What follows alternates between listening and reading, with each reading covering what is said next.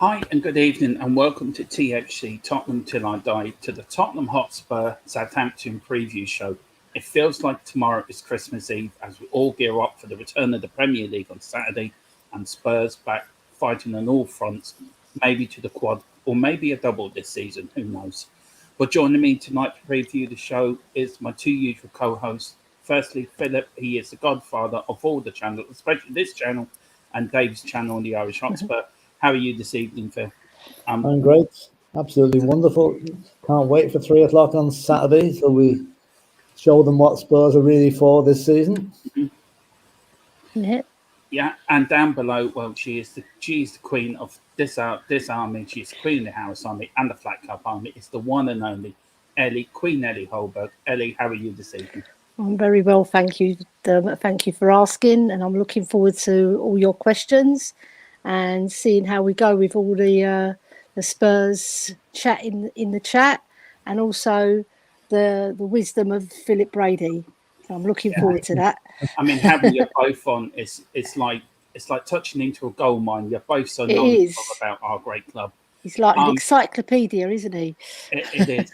And before we get going, I just want to pick up our Patreon members, of course, Phillip and Elly are Patreon members, as well as Izhan and Mark. And if you do want to become a Patreon member, just hit the link on the YouTube channel. There's 3 different memberships, and we'll get you on like for post-match shows or even pre-shows. We'll invite you on as a guest, and we'd love to have you hear what you have to say about this great club. So please do that, and also please hit a like and hit a subscription on this channel as well. We'll see who's in the comments today. We have Carl Simpson. Big up, Carl. He says, hello, everyone. Hope you're all good. Yeah, we're all good. And then he also says, serious momentum tonight for Skriniar and Mellevik to Spurs. My God, I pay for it being true. Phillip, do you think it could be true? I'd take either or, but if both of them are coming, happy days. Oh, yeah. Happy days. It's like Christmas has come twice. We couldn't do that. We couldn't get both of them, could we? You know, the thing is, expect the unexpected with Conte. You just never know. I mean, if we get those 2 guys, we have got a serious defense. Serious defense.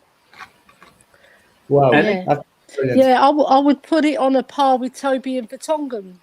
You know, I know we got Vertonghen first, but then we added Toby. I'll put it on a par with that, because then we can mount a serious challenge then if we get these 2 lads in. Romero, oh, my God. We're going to be awesome at the back as well as the front. I think the old adage, they shall not pass, will come into play there. Yep. Yes. Definitely will. We should put a sign up. Don't even bother trying. Don't bother trying. No goals at the end in this game. Yeah. We had Conte's press conference today. There was a few things that he said. Let me get them. This is the first bit of news Spurs that one of the youngsters, Kieran Intete, has finalised his permanent move to Cardiff City. Phillip, is this a good move for him? Oh, I'm sure it must be. Like, I mean, let's face it, he's probably 93rd in the pecking order to get in the first team. So, young lads like that, they learn their trade at Spurs and then move on, because unless they're exceptional, they're not going to make it into the first team anytime soon. So, and fair dues to good move for him, and I hope he does well. And how did you think Troy Parrott did the weekend? I thought he did very well, actually. He did okay. He did okay. And Dane Scarlett came on against for Portsmouth for the last 20 minutes, and they were very impressive. So, we need a good season from those 2 lads, because they are going to be the future of our strike force in the years to come, I think. So, the more experience they get, the better. Yeah. And Elly, on this other bit of news, Parrott designed a move for Traore again. Oh my God! Now, what do you say to earth, don't you? Well, I don't want to upset Jacob of United Spurs of America, because he loves the man, but I don't know. He's just one of those. He's more of an athlete than a footballer. Obviously, he's got a certain skill set. Look, put it this way: if we do get him, then I think Conte will work with him so solidly to turn him into a better footballer, because he hasn't got no end product. That's the problem. He can beat a man, no problem, because he'll just skin him, or he'll just barge him with 50,000 muscles that he's got. I think he needs to learn how to get his head up. He runs with his head down like that, Yeah. He put his head up, he might be able to pick a pass. He reminds me of a bull. That's what it reminds me of. He's Who? like a little bull with the horns out, going right, head down. I'm going as fast as I can. Listen, if he comes to us all well and good, he wouldn't be my choice to buy. But like, I'll trust anybody that Conte wants to buy. You know. How you, Sean? Hey, And hello, we're joined Sean. by royalty. This Hello, man, guys. Yes. this man. Hello. Sorry, am I noisy? I didn't turn this down a little bit. No, It's he's all right. absolute YouTube royalty. He's a diamond. He's a lovely fella. I have great time for this man. Stop! That's all right. The check's in the post, Sean. Was How that you what you guys told me doing? to say earlier? We're doing good. We're Good. doing better now you're here. Just a quick question on the Tiore. Apparently, Paratici's eyeing him again. Would you be happy with that? Me? Yeah, you, Sean. Yeah. Wait, sorry, mate. I was my closing door. What was the question? Sorry, buddy. I didn't- Paratici's supposed to be eyeing the Tiore again from Wolves. The muscles. man. Traore. Yeah. Would How I, would you would, I, feel? would I take him? Would I have him? Would I take Traore? Do you know what, Dermatron? I probably would. Yeah, I probably would, because I think we're running out of time, and I'm not that impressed with the window. I feel like we're underwhelmed. I wouldn't be that overwhelmed with having him, but he definitely offers something different. He's definitely an improvement in certain areas, in certain respects. Look, if that's the best, if that's what we're going to right now, then yeah, I probably would take him, because I think he would. I think he can do damage. I think he's a good, interesting. He's an interesting, exciting player, similar to like a Saint Maximin. I'd probably rather have Alan Saint Maximin over Traore. But yeah, I probably I wouldn't. Do you know what, Sean? I'd be okay. Yeah. I love that Newcastle player, the player you just mentioned. I think he's brilliant. I really would love him at Spurs if we could go and get him. They're both seeing eye test wet dreams. Like if you like to watch just the game and you just watch what they do, then they're brilliant. But when you actually look at both of their stats and you actually like really diagnose whether they're any good or not, they don't generally transition much of their busyness into conversions that matter, things that matter. But they're both really exciting players, and I think Tottenham need a player that can really like a David Ginola used to do. You know, we haven't had someone like that can really change a game, we can really get the crowd like pumped up. And I think that Traore and ASM are, players that can do that. Sorry, Phil, you wanted to say something? Would your view of the transfer window change if the word that came through earlier, if it comes true, that we're back in for Skriniar and Milenkovic? If we got the two of them.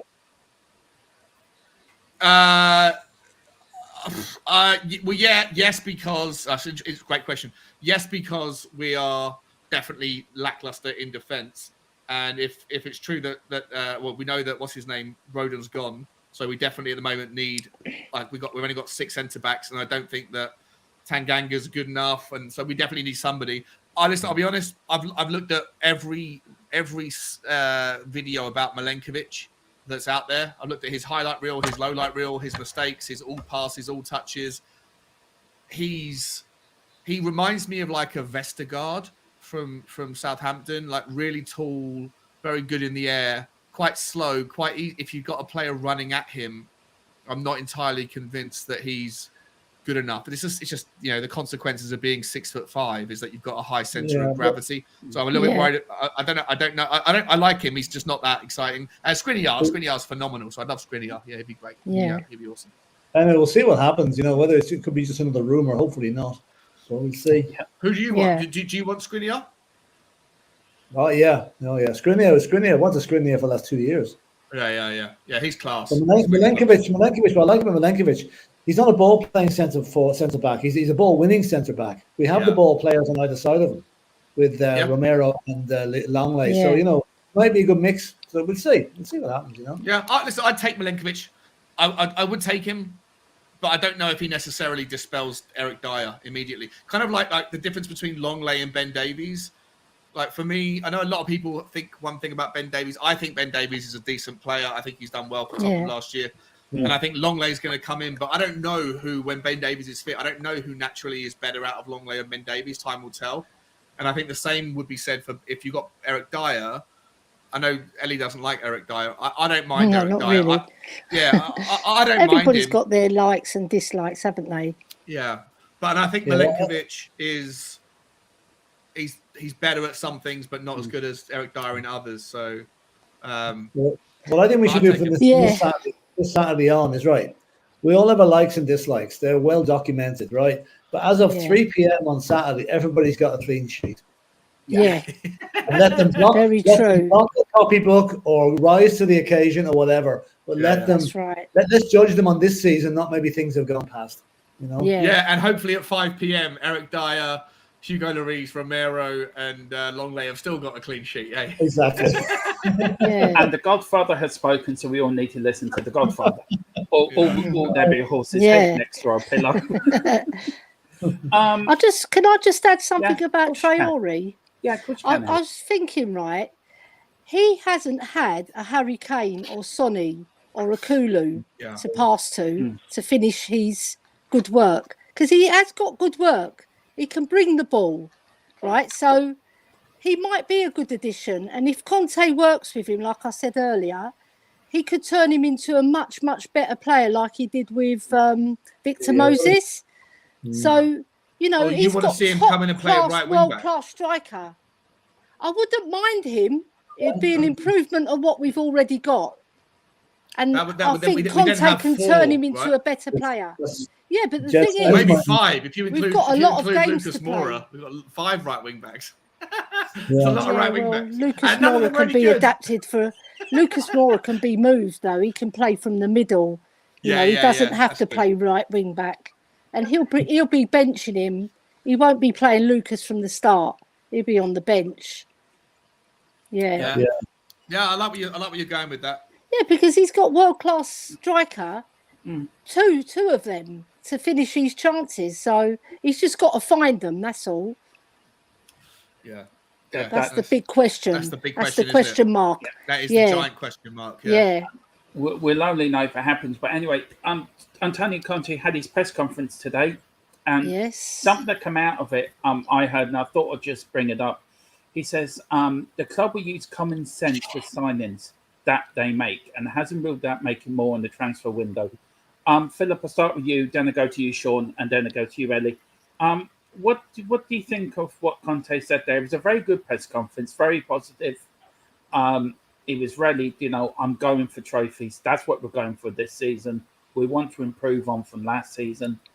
What do you make of him? Do you think Tottenham have done well? I've been sensible in their transfer buy-ins this summer.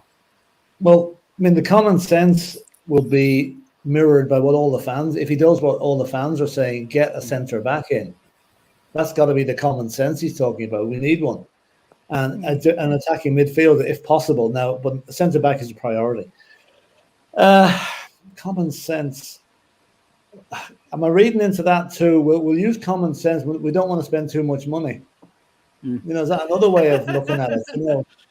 Let's not offend the bank manager. Like I said, I think we've done well so far, but we're not finished yet. We cannot be finished yet. If the plan is not complete, the jigsaw is not complete, and we're at least 1 or 2 players away from getting it done, and we still have 28 days left. I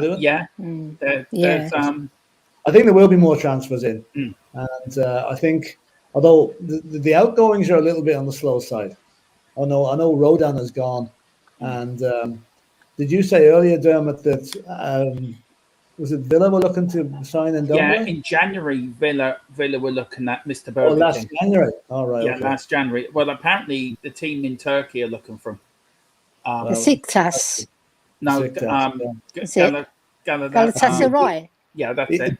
Trust Ben Dombele to go to a team with a name with food in the name of it,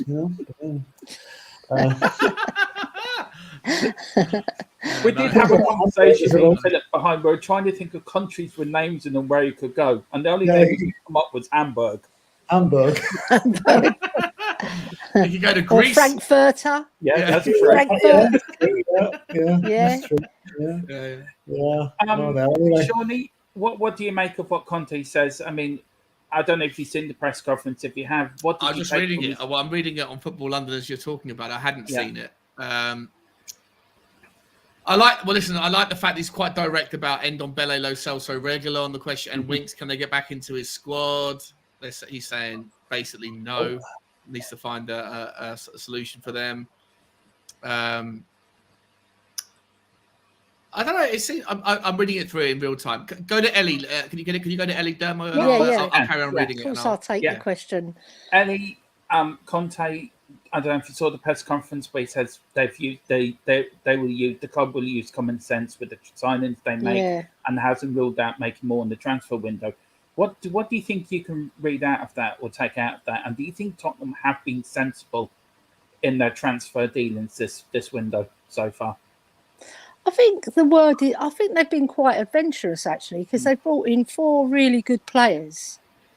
Okay, so we've got Richarlison, Longley, Basuma and Perisic. That's made our team stronger. The only thing I would say, when he says common sense, I think that he's pointing at that he still needs something. That's how I read it. Yeah, because they have to have common sense to realise that we're not strong enough. Even with those 6 signings, we still need to get more. And he does say we haven't ruled out making more in the transfer window, which is, I like that. Because it means that he does want some more signings. Yeah. Sean, with the pandemic happening, that would now come out of the pandemic, with clubs, some clubs struggling for money, we know the likes of Everton are in dire straits. Derby, we've seen in the news, have been in dire straits. Burnley as well. You said last season about Burnley, they could suffer as well because of what their owner's going. Yep. Do you think? I don't want to get on to the Levy debate at all, but it's just: do you think Tottenham have been sensible with their money wise coming up to this transfer window? And do you think that we were better prepared than some other Premier League sides have been in this window? Yeah. I mean, we didn't need. In order to be sustainable, we didn't need the 150 million quid, right? We are sustainable now. Obviously, some people will forget about the reality of the timing of our recent past, building the stadium in the commodities boom that ended up being 2.5 times more expensive, £1 billion debt on the company. Then, as soon as that's done, you walk into a pandemic and you lose 90 million. He couldn't have timed it worse, if you tried. And yet, despite that, we have done really well. And I think over time, we're going to, as the debt goes down and the revenue streams improve and increase and naming rights, all that stuff, we're going to be a system that can compete. And especially if Tottenham continue to improve generally around the world, our stock in South Korea is phenomenal. That's a country with 90 or 85 million people, more people in South Korea than there are in Tottenham. There are in England or the UK, and Tottenham are the most popular team over there. There's so many things to be positive about, but you have to just factor in the realities of what we've come through. And there's a global recession that is literally starting right now. That's going to be incredibly disruptive. So Tottenham are very well prepared. And the beautiful thing about having a guy like Daniel Levy in charge is that he is not a particularly pro-risk kind of chairman. Now, you could make the argument, and I would agree with the argument, that if you are a fan of football, you probably want a chairman, because it's not your money, you probably want a chairman that is more pro-risk than Daniel Levy is. However, we've seen plenty of examples of ownership where that have been more pro-risk and have taken on extreme amounts of debt and it hasn't figured out, right? Leicester are in a big pickle. Southampton is another pickle that we're not talking about that yet, but trust me, in a couple of years, Southampton are a selling club now because they have to make ends meet. You spoke about Derby, you spoke about Burnley. Burnley are in a whole world of trouble. Manchester United are run by absolute crooks who take dividends out and they don't pay down a single dollar of the principal on the debt that they have. Tottenham are a well-run club, and in difficult times, which is what we've gone through with the pandemic and what we're coming into with the next recession, which is going to be a deep and horrible recession for a lot of people, especially when you've got, without trying to get too boring on the economics, you had the Bank of England in the UK today raise the base rate by 0.5%. That hasn't been done since 2008. And usually you raise rates to slow down an overly expanding economy. But we're doing that to curtail inflation whilst recession is hitting. So it's going to be, trust me, it's going to be a really nasty 2023 for everybody. Yeah. And yet to have a, oh, sorry, mate. Yeah, go on. No, I was just saying, we did the show the other night on the rise and fall and during the scholar years and the sugar years. Yeah. Do you think that we have learned lessons for what we did in the 80s when we were going into different ventures and we nearly lost our club, basically, on top of that? Yeah. I know it's different times and different eras, but do you think we've learned lessons from then? And Tottenham should be the model that every club should follow to make themselves sort of sustainable. And yeah. Do you know what I mean? Without getting into it, do you think we've learnt lessons from the scholar era? Well, the problems from that era started with the economy of the late 70s, right? Mm-hmm. And you might have heard it on the news a lot recently that inflation is at 13%, and that is the worst since 1977, when there was ridiculously high interest rates and ridiculously high inflation. So it is kind of similar to that period in time, and that is why, to your point, I don't know whether the lessons have been learned. I just know that when you're in a growth environment, you probably want to have people that are in charge of things that you're interested in to have a little bit more tolerance towards risk, because you have to speculate to accumulate. But I promise you, right now, we're going to be going into another really tough time economically for everybody. And having someone like Daniel Levy in charge of the finances, maybe you can, and I agree with people that say that there were times in the past when you could have, like when he could have taken more risk on and didn't, or he could have kicked on and didn't for whatever reason. And that's all in the past. But right now, you probably want somebody like him as a steward of the club if you want the club to be sustainable and around in 20 years' time, because there'll be lots of clubs that are going to really find the next 12, 18, 24 months a struggle. And Tottenham ideally won't be one of them, because we have someone in charge who's pretty smart when it comes to risk management. So, no, big answer. I hope that makes sense. A great answer to that, really was. I just want to welcome a few people in. Bob Spur, big up. He says, big up, beautiful, average-looking people. Let's get this win on Saturday. 3 points a must, more than the performance, in my opinion. Yeah, and then he put down the bottom here. Breaking news, Basuma seems to have made a recovery from his problems. However, he's not likely to be in the starting 11. That's good. Yeah, he'll probably be on the bench then. Come out of Conte's press conference. Big up, Dave. I hope you're feeling better, brother. I hope you're all right. And I hope you haven't glued your man's door shut with super glue or done something. But if you need any help, just ring me. I'll come up and help you. I'm sure we can come up with an idea. How far away do you live from Dave? Probably about an hour and a bit. Yeah. Okay, it's quite a trick then. Not really. Not really. What, hour and a bit in a car? Yeah. Well, if you're getting the super glue out and you're getting vengeance or something. Well, I'm only about an hour away. Just under an hour away from Dublin. So I can do from my house to Dublin, say in about 50 minutes, 55 minutes. Just no traffic. And I'm sticking to the speed limit, apparently. Can I just say something about that? Just to finish off on what Sean was saying there. When most other grounds are lying fallow during the close season, literally doing nothing but growing the grass on the pitch. Yeah. Spurs have earned mega bucks from renting out the stadium for 2 Guns N' Roses concerts and 2 Lady Gaga concerts. You can imagine the food takings there.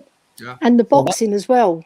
The boxing as well, yeah. So we've made, I'd say we probably made about 10 million from non-footballing activities during this summer. Yeah. I can't wait to see the results. I think they're going to get released for this year. They'll probably get released in like December or January. I think usually come out in January. Yeah, I can't wait to see how much money we're going to make, because you have to declare that stuff on the incidentals or the concessions that come from those sorts of things. It's going to be fascinating.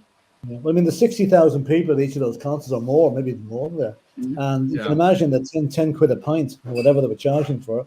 Yeah. But there'll be revenue share, especially for the boxing. The tickets for the boxing were going for anywhere from like 100 quid to sit in the nosebleeds to 10 grand to get a seat by ringside. But That's not going to Tottenham. Like a slice of that will go to Tottenham. The vast majority will go to the promoters of the fight. The promoters of the thing, I think we rent out the stadium, don't we, for whatever, $1 million or $2 million a night or something, and then take the bar, take and restaurant after that. So good news. You know, did you see the picture of the pitch last Sunday? It was like Brighton Beach. It showed a tractor going after Sunday or Monday after the Lady Gaga concert. The pitch was not there. It was just sand. Really? They put it down, don't they? Yeah, they're laying the pitch this week. Yeah. Maybe they're laying a brand new pitch this week, are they? It looked like, unless the pitch was underneath the sand, but it was just pure yellow the whole way through. Maybe they're going back to the late 70s, Phillip, when it was a sand pit. You must have heard me talking about it. I've got to be honest, right? That the one thing I don't like about the whole the fact that we have the second thing underneath for the NFL. I don't think there's another pitch in the Premier League that has a bigger drop off on the corner flags. I know. Like, if the Sonny to take those corners, it's like he has to walk up 2 meters from his standstill to hit the ball. It's no wonder we don't score many headers, or no wonder that the corner kicks often don't beat the first man when the guy's got to walk up two flights of stairs to hit the ball.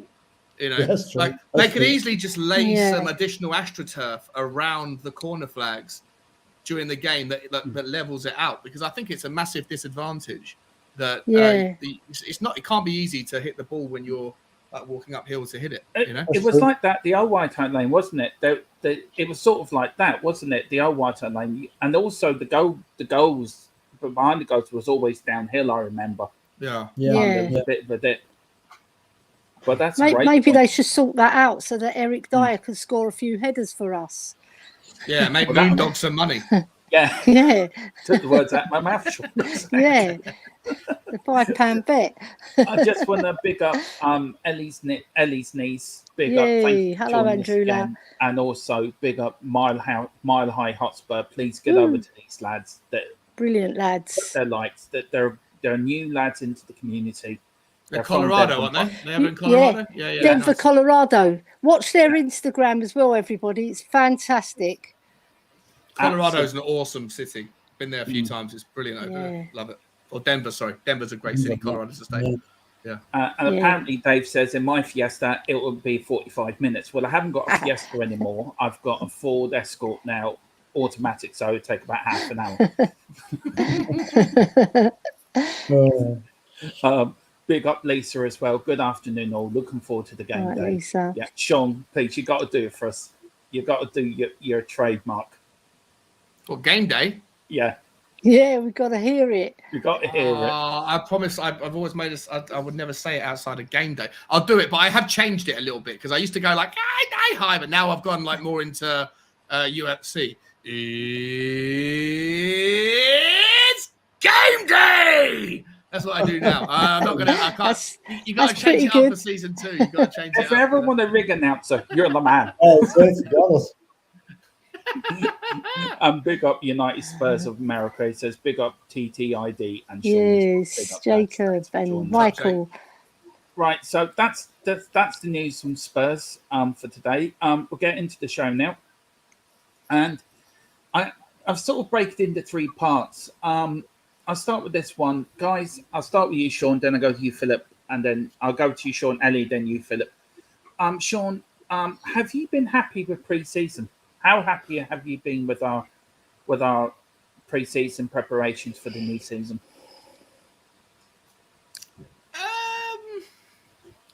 Listen, I understand the need to make money. I get it, of course. Like going over to Korea makes sense. I do think that going to Israel was. I think they could have squeezed an extra game in. I think the season's starting a week too soon. I don't think we've had enough time to see certain crucial relationships be forged. We haven't seen a single minute, as far as I can remember, from Bissouma and Bentancur. We haven't seen any time at all with Longley and Perisic.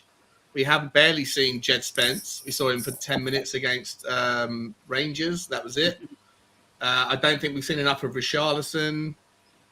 We've seen a little bit too much of Sanchez. I think that maybe there was enough. Like maybe we should have. There was enough time to squeeze an extra game in, even if it was against poor opposition, and we stayed at home for the last week rather than traveling. You could have fit 2 games in, and we could have got more minutes together just to allow those certain crucial relationships to forge. If you remember how important it was in January, on February the 2nd or February the 3rd, whenever it was, when we first played after signing Bentancur and Kulusevski. Kulusevski hit the ground running so quickly and forged that relationship with Doherty. That chemistry that they forged was so crucial for us to do what we did towards the end of the season. And the same with Bentancur working it out with Højbjerg. For me, we haven't had enough time for certain players to build any relationships and chemistry that I believe are going to be so crucial in the first 5 or 6 games of the season. I know that as the season progresses, I think Tottenham are going to get stronger and stronger. All other things being equal, of course, if injuries happen or whatever, then it's going to disrupt it. But generally speaking, I think the more time we have together, the team is going to get better because we have got 5 players that are trying to disrupt the first team. I just think that we were 1 game short. We should have played 1 more game. Going to Israel probably meant that couldn't happen with the travel time and all that stuff. And so we now have to rely on the relationships to be built in real time. And for me, that's a bit of a problem. I think the performances over the preseason were okay. It's all preseason, so it's kind of pinch of salt stuff. But for me, I would have liked to have seen 1 additional game and then seen a couple of extra minutes for certain players that we haven't seen. So that's my problem with it. But apart from that, it was an okay preseason. Elly, we've scotted these new players in. I mean, we played in Korea, then we went to Israel. Would you have done anything different?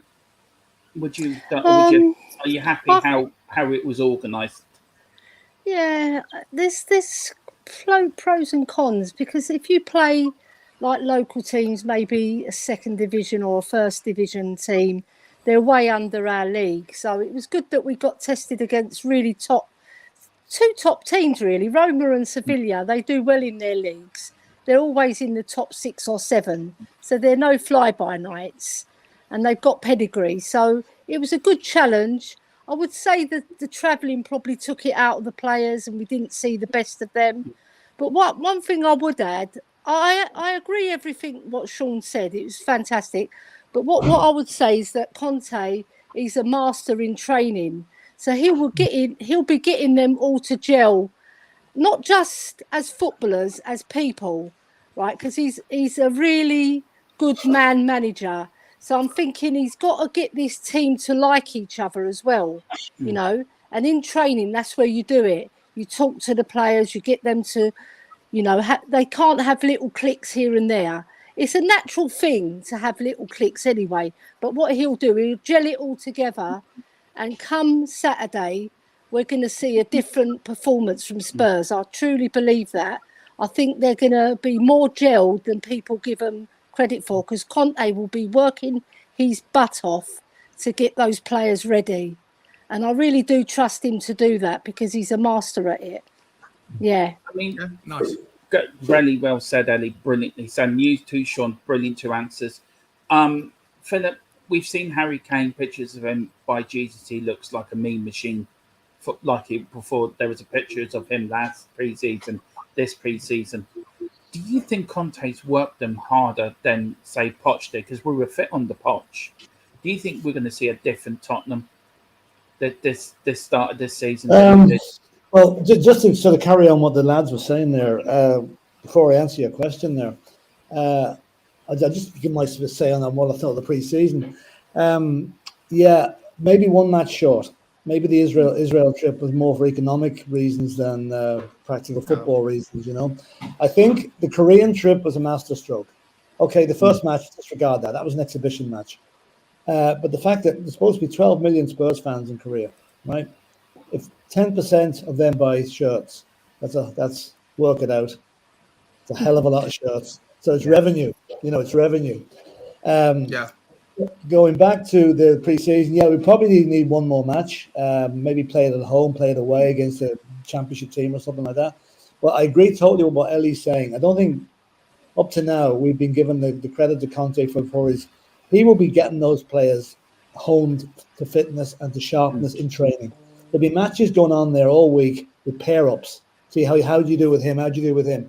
And I agree, come Saturday, we will be far better prepared than maybe even we can dare hope for this early in the season. And we're only going to get stronger because as these guys get match practice behind them, match fitness, we're going to be a force to be reckoned with.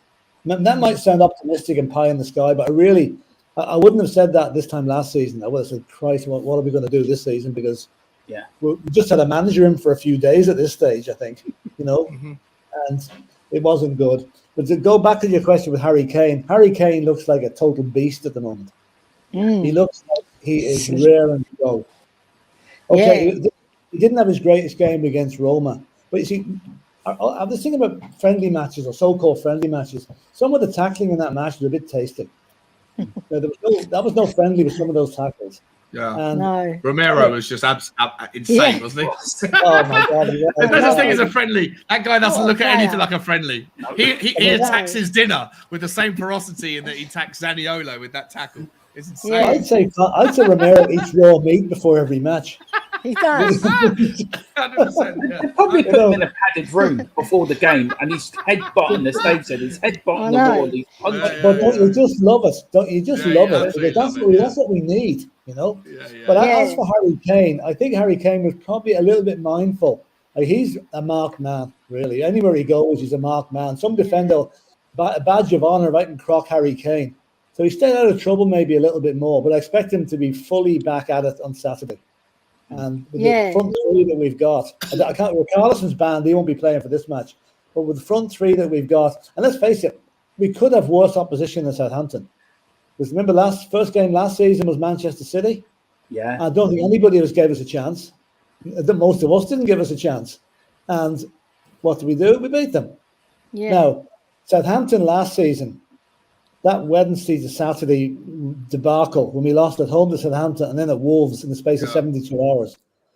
I want revenge. Was that the game I met you guys? Was that the game you guys were over for? Yeah. Wolves. I want revenge for that because two of those teams are two of our first three competitors this season.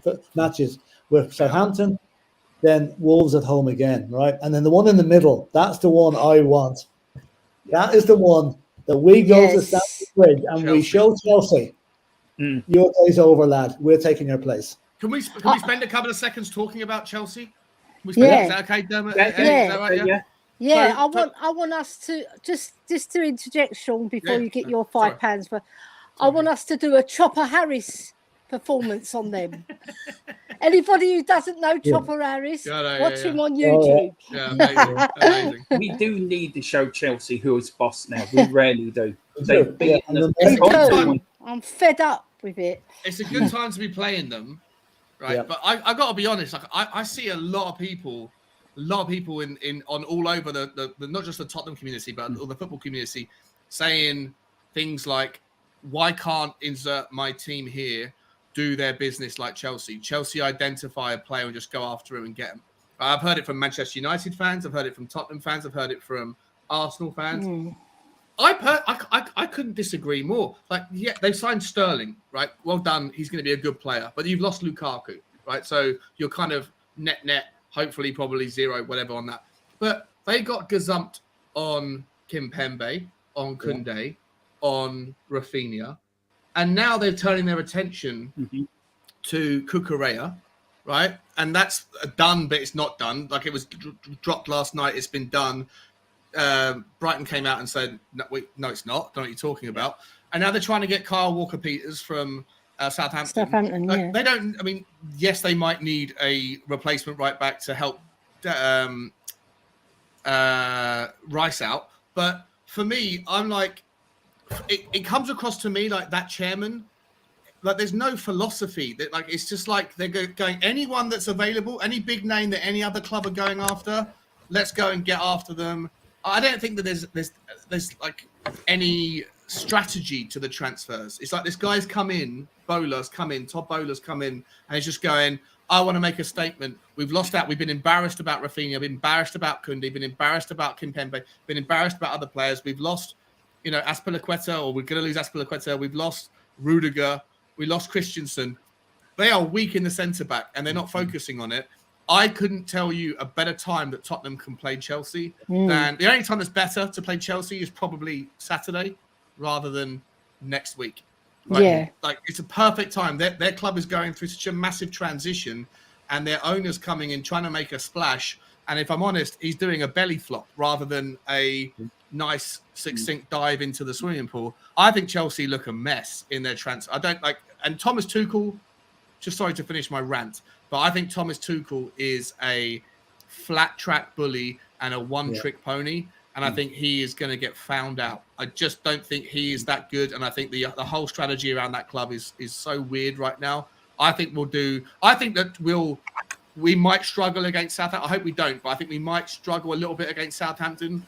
But then I think we'll go and smash Chelsea. Yeah.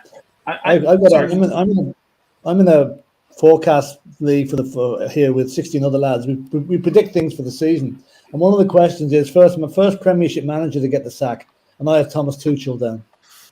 Yeah, I had him down as well, Philip. Yeah. I got Brendan Rodgers down as mine. I think Leicester are going to struggle. But sorry. First of all, under the new ownership, he lost 2 cup finals, which wouldn't go down well with them. And like you said, Sean, it is a little bit of a mess down there. And they've lost key players in key positions. Yeah. So we can take advantage of that. We just got to go there, not be too arrogant. Just go there and play our football and outdo them for a change. Well, we need to do something. We played them 3 times last season and didn't lay a glove on them in any match. I know, not one. It's totally embarrassing. So Conte has to look. Listen, lads, look at that. Make him watch those games again. We do not want to be in that position again. So, and just show Romero on his own. Yeah, I think it's a great time to play them. But big up THFC Caveman. I think you're a new subscriber. Big up. Haven't seen in the chat before. And big up to you, and thank you for joining us. Good guy. Big up, Caveman. We've got a question here from Bob Spur. Well, first, before I get to your question, Bob Spur, I want to put this to the panel. Could Harry Kane give Clive Allen a run this season? Now, Clive Allen very famously scored 49 goals in the 86-87 season. Do you think Harry Kane could actually match that?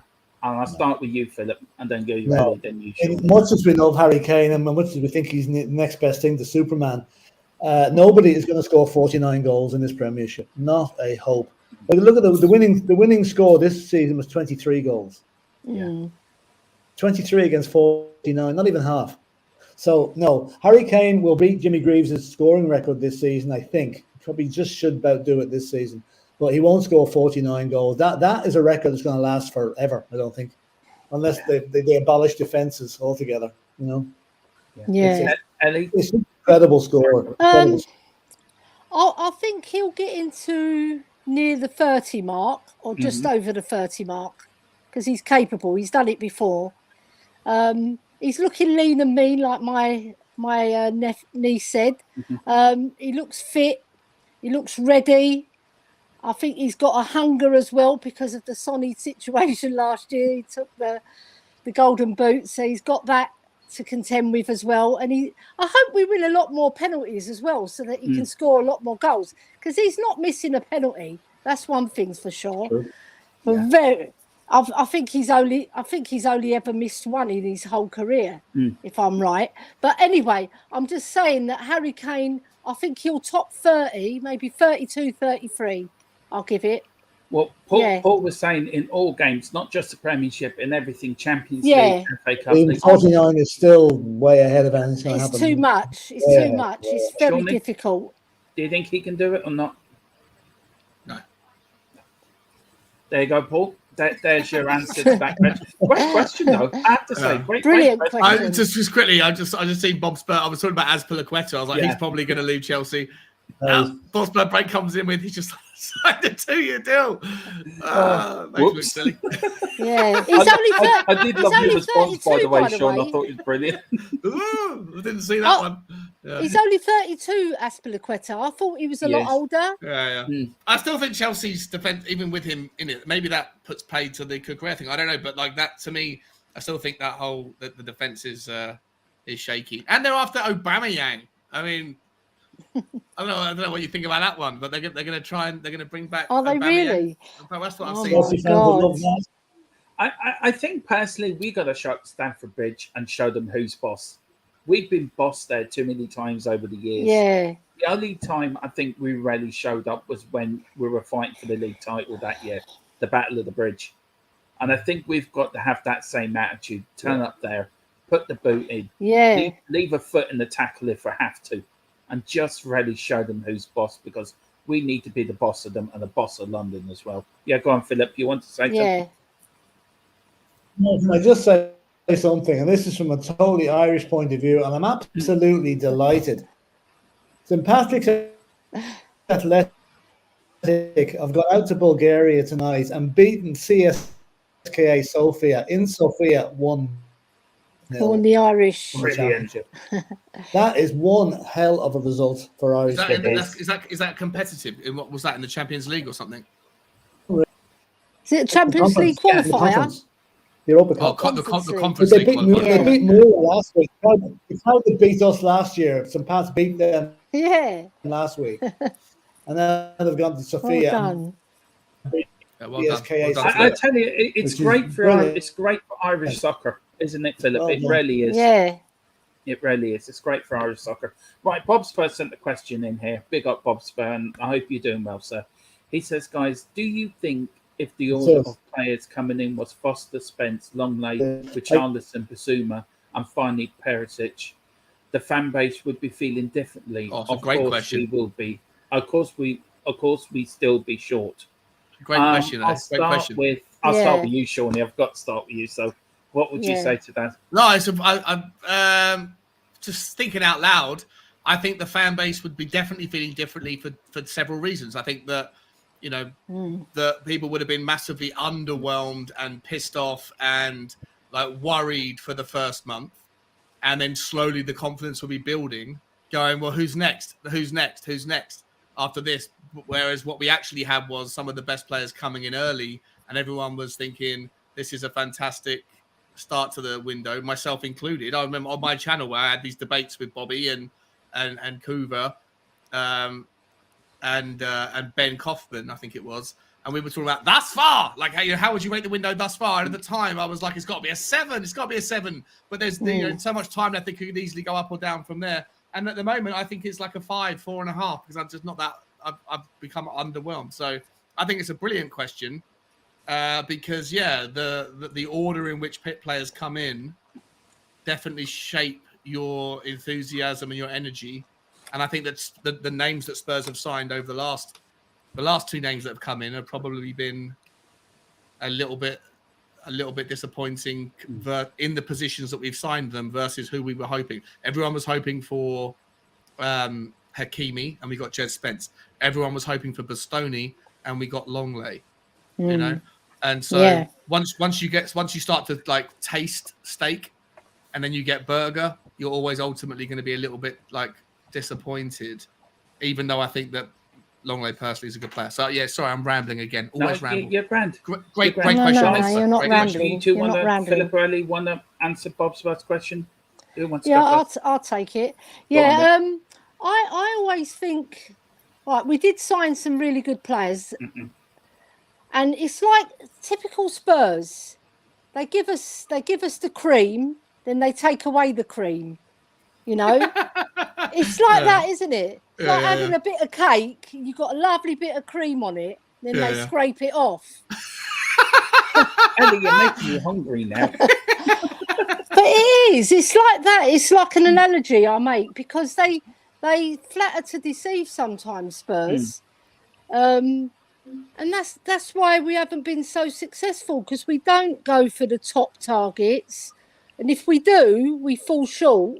We don't get them in, and then we go for the second or third best. So I can understand why fans feel underwhelmed by it, but we've got out of those, we've got 2 good players who you think you can put your hat on them and say they're going to have a fantastic season, and I would say that's Perisic and Basuma. The others, you're not sure. You're thinking, you're not sure, are you? Brilliant Over to Philip. Brilliant answer to Philip. Philip, what would you say to Bob Spur? Love it. Yeah, listen. The only player out of that list that was delayed was Jed Spence, right? I don't think the order of the other 5 really mattered as long as Conte got them in plenty of time for pre-season. Like he had them on day 1 basically, and that's what he wanted. That's what we wanted. Yeah, true. I think Spence was delayed. Now whether that was Middlesbrough playing games or Levy playing games, we just don't know. I think the fact that we sat through 3 pre-seasons in recent years not buying anybody, I think that's the yardstick I will use to compare this pre-season with. That was so disappointing, and we were treading water there. We had a chance to move on from that Champions League final, and we didn't take it. And that was I'll never forgive Levy for that. Whoever was to blame for that. We've amended. We've got our mojo back a little bit. But I still am convinced we're not finished yet. I think we're going to make 2 signings between now and the 31st of August that are going to make the jigsaw complete, pretty much complete. Okay, you never have a complete jigsaw, but you're close enough to it. So as I said, I think showing 5 or 5.5 for, I think it's a little bit harsh. I think at the moment I go 7, but I'm hoping that by the end of the month we're at a 9. And well, you must be a big fan of Richarlison then, Phil, are you? I'm not. I don't see Richarlison getting a huge amount of game time, to be honest with you. Yeah, neither do I. I can see him coming on as an impact sub with 20 minutes to go in a lot of matches. Or if somebody gets 60 million quid's a lot of money to spend. Oh, it is. But listen, I'm gonna place my trust. I'm open to being swung by him or disappointed by him, and I'm hoping that Conte and Paratici have seen enough in the guy. They know he's going to be a good fit for Spurs. If they're wrong, they'll be hung out to dry for it, basically. If he's I agree. I've kind of I've taken quite a little bit of a flack for not being that much behind Richarlison. I am behind him. I'm going to sing his name at the games. I'll cheer him on when he comes on. I really want the guy to be a huge success. Of course I would. And if I'm wrong, if he comes in and bangs in 10 goals before Christmas, I'll be the first one to send out an apology tweet or apology video to Richarlison for doubting his credentials. I just don't think I think he's a good player, but at 60 million quid, I think that he's very pricey for someone that. Listen, there's very few players. Yeah. There's very few players are worth the money that's paid for them. Yeah, true. It's a hyper market. It's the price. Yeah. And you can be sure that when Spurs come in for a player, the price goes up a little bit more because they know it was advertised up front that we had money to spend. True. So we probably end up playing over the odds for Richarlison. But it's done now, and we have to stick with it. Yeah. You know, but I think one thing Richarlison can bring to that team is, and we've now got. If you've got Romero at the back biting the legs off the centre forwards as they come through, right? We've got a midfield of Bissouma and Højbjerg who'll do likewise to the midfielders.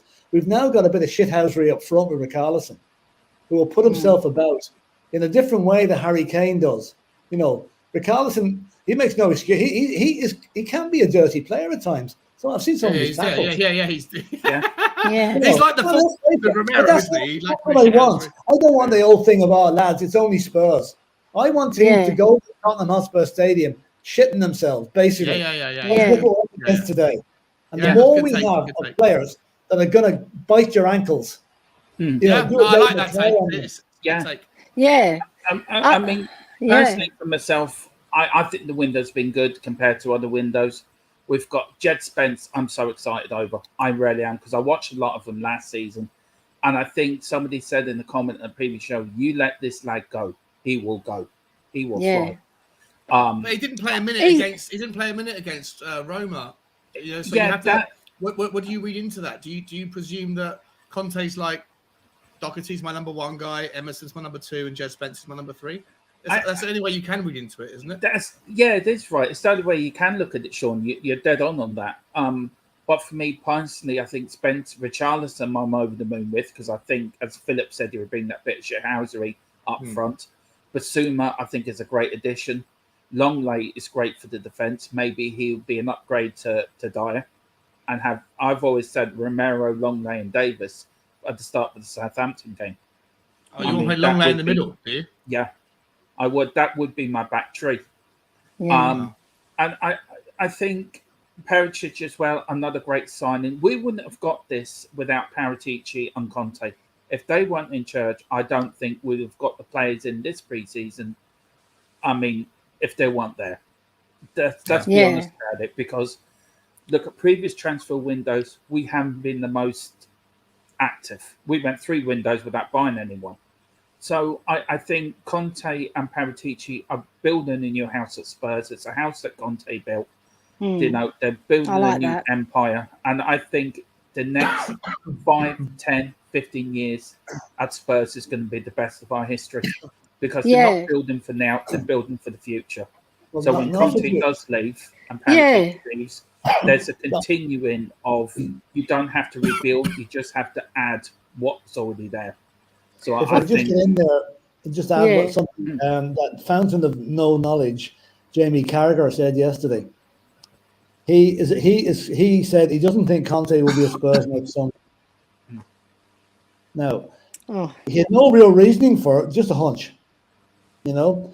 And that brings me on to my rant about Sky Sports. Why do they employ these guys to unsettle, or is it bigging up Liverpool by running down the opposition? But for Carragher to come along and say Conte won't be at the club next season, with absolutely no backup to it all, it's just, I'm afraid, typical of the punditry that's going around this at the moment. I know. And it just really, really gets on my goat. It really does. You know. Yeah. The only decent pundit is Roy Keane. I like Roy Keane. I love Roy Keane. Gary Neville seems to have changed. Gary Neville used to be like, as much as I'd never liked him as a player, he's a good player, but I never liked him, but the way he was always, you know, being a bit shithousery himself. As a pundit, I always thought in his first 3, 4, 5 years, he was always very objective, gave really good analysis, was really engaged in trying to break down and help people that don't necessarily know the game to his level to understand where the mistakes were made, etc. Over the last 2 years, he seems to be like distracted by politics, and he's very he's become kind of more partisan. He seems to have agendas, and you can hear it. He's more like a fan now than he is an ex-pro. And I think Roy Keane's just brilliant, isn't he? He just doesn't give. I love him. He's the moodiest bastard in the world. I love his analogy. I would pay just. He does these talks when he goes around the country talking. I would just go for a ticket just to watch him, because I think him and he's the grumpiest, funniest guy in football. Who's the other fella on Fraud Sports as Jamie Dave likes to call him? No, the Man City defender. Micah Richards. I think them two have such a chemistry between the pair of them. They do do bounce off one to another. How big is that guy? That guy, since he's massive. When he played football, he used to be like a 12-pack and just muscles. Obviously, since he stopped playing, he's still got that shape. He's put a little bit of weight on. Yeah, he's got that girth. He's got girth, and he's absolutely huge, Elly. Yeah, I know. He's got the girth. Oh, Lord. Oh, yeah. It's the lockdown girth. But you know, I've got a theory why these guys say a lot of these things on Sky Sports. If you go on Sky Sports and say, I think, let's say, I think Erling Haaland's going to go to Manchester United, not Manchester City, right? Immediately, somebody pick up the phone to Sky Bet and puts a bet on, from what after hearing on Sky Sports. A lot of it is geared towards raising money on Sky Bet.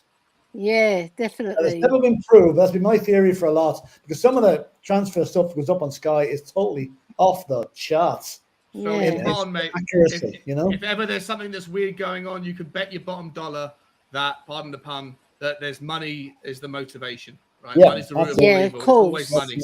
Money's somewhere involved in the process, right? Just like Spurs often give you an extra couple of grand in your wage pack at the end of the week. Can I add? Zaka is still in trouble over that booking he got against Leeds last season. He could be in bother. He could be. Watch the space. Can I add something on Richarlison? Because I think we're underselling this player. He's not just a shithousery player. He's got technical skill. Oh, true, yeah. He's really good. He's dribbling is fantastic. His goal scoring is fantastic. Now he's going to have better players passing to him. Soon as he gets his chances, if he takes his chances, he could even dislodge some of the players. Not Kane, obviously, or Sonny, but he could potentially, if he scores enough goals, he could potentially get either Perisic or Kulu, and he'll get their place. As long as he's scoring, he'll be in Conte's good books. And he's also looking to get a place in the Brazilian World Cup squad as well. So he is. So he's got an incentive. He's got an incentive. We've got Lucas Moura. We've got Emerson. We've got. We seem to have 2 or 3 players from every country. Yeah, that worries me slightly. That worries me slightly because of the injury situation when they go away, you know. Well, we are going to get on to the World Cup bit in a minute because I know Phillip's ready for a rant on that. So I'm going to let him off the leash. Just quickly, we've got a couple of comments here. Your niece is going, oh, no, Auntie. For what, though? For what? Yeah, we'll tell you later, Elly. Right. Basically, there's 2 next part of the show with 2 questions into one. So I'll ask this one quickly when Sean comes back. With the 6 signings brought in, which one are you most excited by? I'll start with you, Phillip. I think Basuma. For the simple reason we got him for that was one price that we could have paid an awful lot more for. Yeah. I mean, Basuma I think he's going to be one of the signings of the season. The guy, we watched him play against us at Brighton when Brighton beat us there in April. And he literally ran the match on his own. He was immense. And I made him think at the time, I said, geez, I wouldn't mind getting my hands on that guy. And we've done it. And we've done it at a reasonable price. So I think Basuma is going to absolutely rip it up this season. And giving us that strength, extra strength. We have strength in midfield, but it's giving us extra strength. And I think there'd be a lot of disappointed they didn't push the boat out more to get him instead of Levy and Paratici got in there first. Basuma. Yeah, that's a great point. Elly, who out of the 6 signings, which one are you most excited by? I'm most excited about Jed Spence actually, because I've been watching him and I was talking to my brother about him, like I said before. Well, thank you, Elly. You're the only one that's actually backed me up on this, so thank you for backing me up on this one. Because I trust my brother Boo. He watches. He's got time on his hands because he's not working. He's got a bad back, so he watches a lot, and he's seen him live as well. So he's not just looking at YouTube.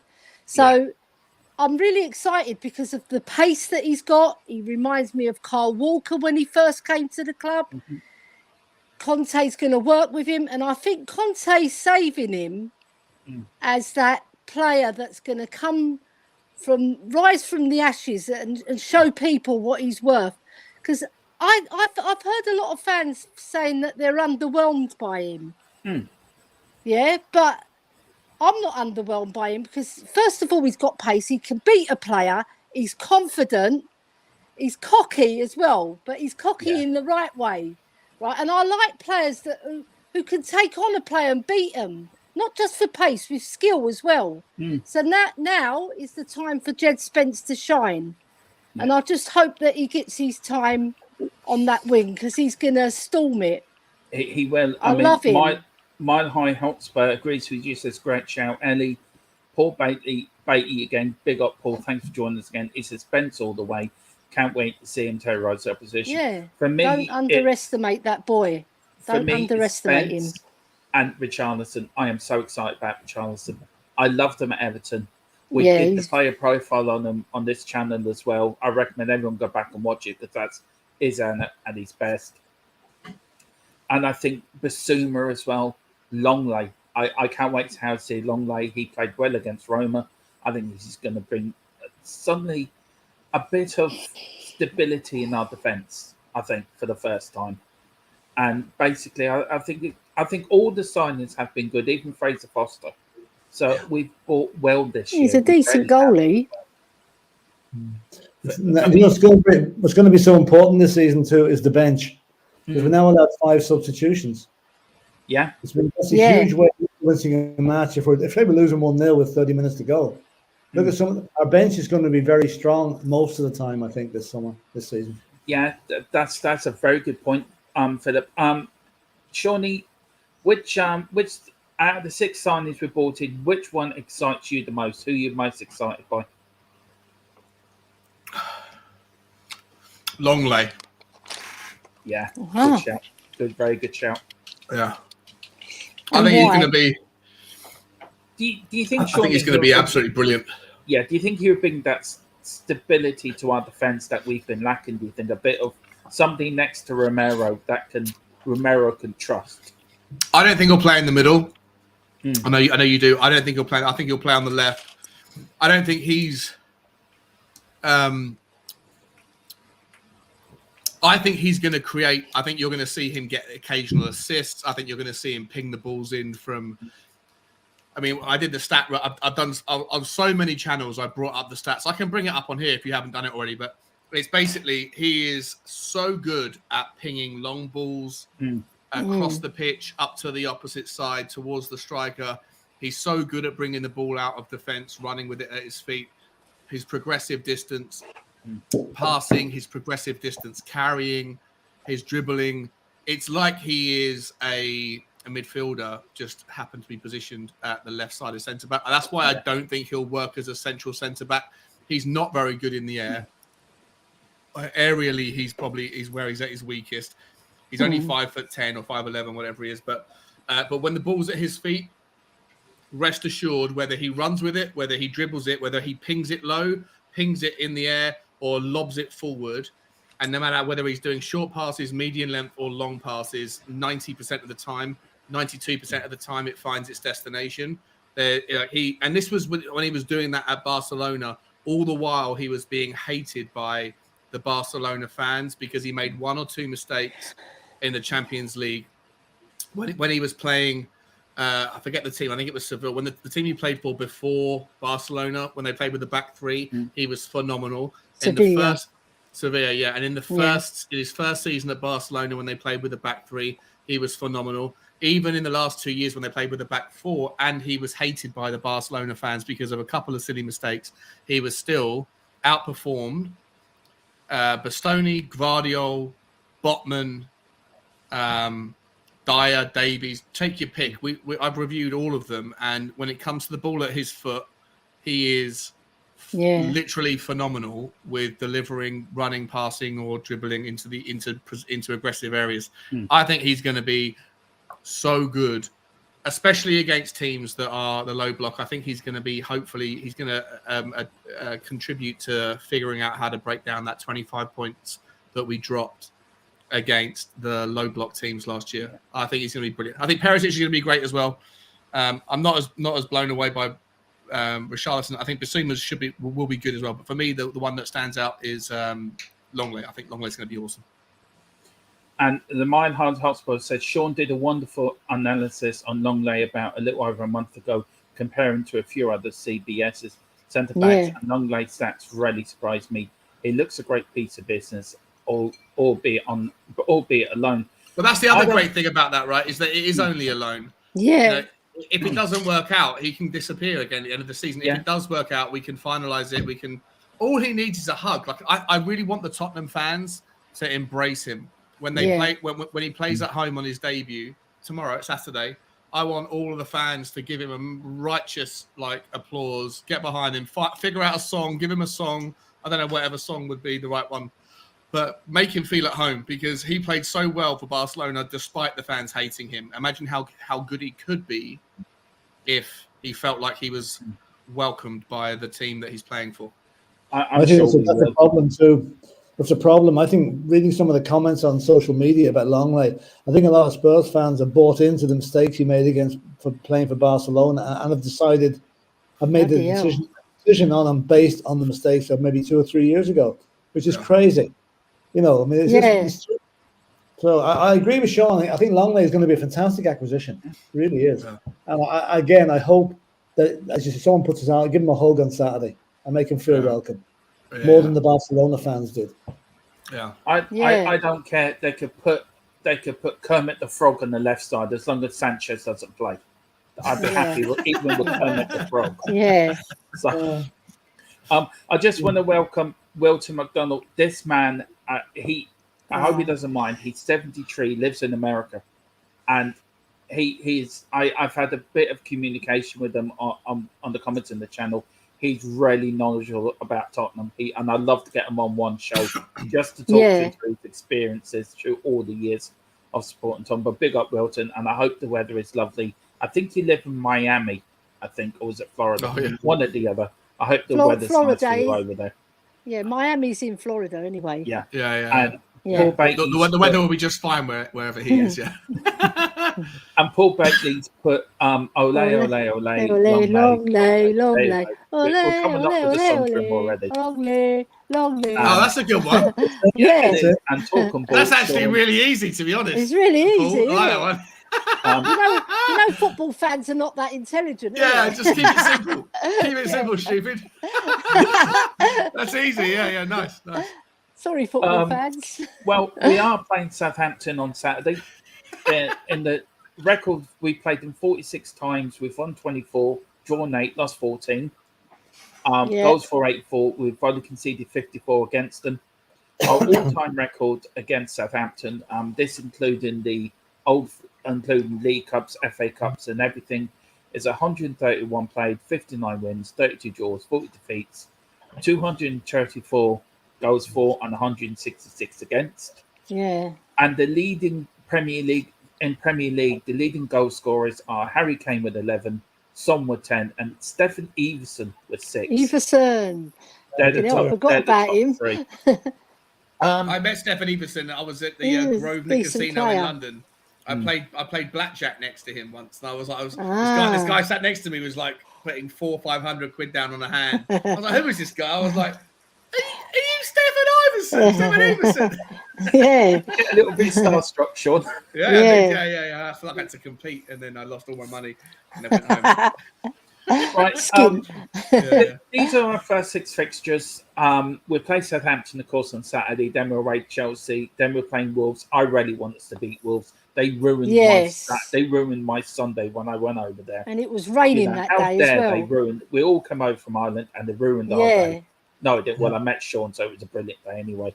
Had a great day. That stadium. I remember how upset you were when you'd walked all the way down to the stadium and then had to walk all the way back up to the pub and then all the way back down to the stadium again. Yes. Sure, this is outrageous. I will tell the funny story about that. Walked 10 I miles. met Brian Daigle somewhere. I forget where I met him. And we were walking up, and I just couldn't keep up with him. My breathing, I was kept having to stop taking my inhaler. We're coming back down on the Tottenham High Road. There's a slight dip, so it's easier to walk down. Well, apparently Brian Daigle couldn't see me. That's where he was. I was halfway down the Tottenham High Road. The smell of burger up my nose, a smell of a drip beer, and Tottenham, and that was it. I was gone. Yeah. But I tell you one thing, if you haven't been to the stadium, please go. It is a work of art. As much as I miss White Hart Lane, and I adore White Hart Lane, this for me it really is, isn't it, guys? It's a state of art. Yes. Yeah. White Hart Lane had that special atmosphere, but this stadium... Guys, could they call it White Hart Lane? I know we're after a sponsor, I'd love it. but could they put White Hart Lane somewhere on that stadium?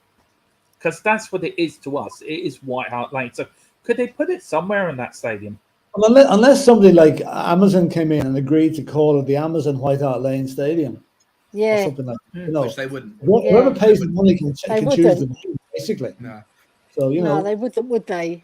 No sign of anybody like, coming in. So. I quite like Nike, the Nike White Hart Lane. Yeah. Yeah, no, it's never gonna happen. No. Get over it. Unfortunately, Yeah. it's part of. I'm going to call it White Hart Lane regardless. I don't care. Nobody calls it the Tottenham Hotspur Stadium, do they? No. I must admit, it is better than the toilet bowl that is down the road, down the Seven Sisters that they have at the stadium. The library. Yeah. Yeah, the library. They came 20th, didn't they, in the stadium atmosphere noise? And Tottenham, I think before. I think they came 21st out of 20. I think we're pretty good. I mean, I am quite ashamed to work there for about 3 or 4 years on that stadium, so I'm very ashamed about that. Who finished first in that survey? I suppose Liverpool. I think Palace were second. I think Palace. They go mad if it goes past the halfway line, don't they? They're like QPR fans. They're crazy. They are crazy. Yeah, Palace They was are. second. Liverpool noisy at the start of a match. Third, I think. But Liverpool's noisy at the start of a match when they sing "You'll Never Walk Alone." But there's periods during the Liverpool game where you could hear a pin drop. 100%. Yeah, they don't sing. They don't sing Yeah, Liverpool have so like the way that they're like the reality. You ever seen those things like those people that say like Instagram versus reality, where you'll see like people that are taking a picture of this beautiful sunset on some lovely little tourist trap, and they go, "This is the Instagram thing that you see," but the reality. Then they zoom back, and there's like 5,000 people on the same beach, all trying to get the same picture. But Instagram versus reality. The way that social media presents Liverpool is like this is the most passionate, noisiest fan base in the world. It's insane. It's actually not. Yeah. You're absolutely right, Phil. They smash it for the "You Never Walk Alone," and then they sit down and don't say a word, don't sing a word until Liverpool score. And then they smash it at the end. Then if they're winning, always the victims. Always the victims. Yeah. I have to say, as a kid watching Liverpool, I mean during the 80s, 70s, late 70s and 80s, I mean they were the team to beat. You can't take it away from them, they really were. Mama Coates says, "I'm going to the tour. It's on the 10th. I'm excited about that." Well, Mama Coates, I hope you have a great time. I don't think I've seen you in here before, so welcome. And Wilton says, "I'm in Fort Lauderdale." That's nice. Very nice. That's very, very nice. Phillips, love the show. Well, we love you. Lovely beaches. Big up. Yeah. Lovely So beaches over there. This is our first 6 fixtures. Southampton, Chelsea, Wolves, Nottingham Forest, and then away to West Ham. I'll start with you, Philip, then you, Shawnee. I'll start with Elly, then I go to Philip, and then you, Shawnee. Okay. Elly, out of them, how many points do you think we'll get, and which game are you most not looking forward to on that list? I'm not looking forward to West Ham away. No, I don't like. No, but the thing is, I think we can get 13 out of that. That's my assessment. Because I think we can beat Southampton, we can beat Wolves. I think we'll draw against Forest, draw against West Ham, and beat Chelsea. Is that 13 points? Or is it 12 points? I've got a draw. 3, 6, 9, 10, 11. I think we'll draw against Forest because they'll be up for it. Wait, so that again. So you think we'll beat everybody apart from Forest? I think and we'll draw with West Ham. Oh, that's 9 from 15. Oh, sorry, that's 11. no. 10. That's 3 wins. That's 11. 11 from 15. 11. Yeah. I'll take 11. I'll take 11 points from the first 15. That'd be great. I'll take that. So you're going for 11 and West Ham. Philip? Right. I reckon if we beat Chelsea in the second match, right, I think the only point we'll drop is we'll draw to West Ham. So I will go for 13 points. It's a hard place to go, West Ham. If we lose to Chelsea, I just don't know. Psychologically, that would be a terrible blow to keep losing to that team, you know. Yeah. But I'm hopeful that this is going to be the day. That's going to be the day that we're going to blow that. Would you take a draw? Off our back. I'd take a draw at Chelsea. Yeah, I'd take a draw at Chelsea. Like, I think. Okay, put it this way: we'll win Southampton, we'll beat Wolves, we'll beat Forest, and we'll win one of the West Ham or Chelsea games and draw the other. Wow. You know, if you get the point. You're saying 13 points. I'm maximum 13. We're not going to go 15, so I think we'll go 13. Yeah. But we'll have 4 points at Chelsea or West Ham. But we won't lose any of the games. Hopefully. I've got Chris. I love it. No, I love it. I love the optimism. I wish I love shared Paul. it. I think we're going to be weakest in our first. If you look at the 5, I don't even care about the games, who we're playing, when we're playing them. I just think that Tottenham haven't had enough time to gel the new players in. So for me, I think that we're most vulnerable in our first 5 games whilst we're figuring that stuff out. And because the first 5 games happen to be tough games, I think that personally, we're going to get 10 points. I think we're going to lose 1, draw 1, win 3. And I don't know where the loss is going to. I think I would imagine the loss would be Chelsea or West Ham. But I think, unfortunately, I hope I'm wrong. But I'd take 11 points right now. Bite your hand off for 11 points. It's very possible, though. Maybe only 1 or 2 of the new signings will feature on Saturday. Yeah. Think about it. So it's not going to be a complete change of team. It's going to be a gradual infiltration of a new. So from that point of view, maybe we'll hope. Listen, we're all going to be optimistic. We're all going to have fears, especially over Chelsea and West Ham. But we get over those games and give the players time to bed in. I don't know who the next 5 fixtures are against, but they include Manchester United away, Liverpool away. I think before the start of November, we have literally played, I think, everybody of the top 6 or 7 teams away from home, apart from Manchester United or something.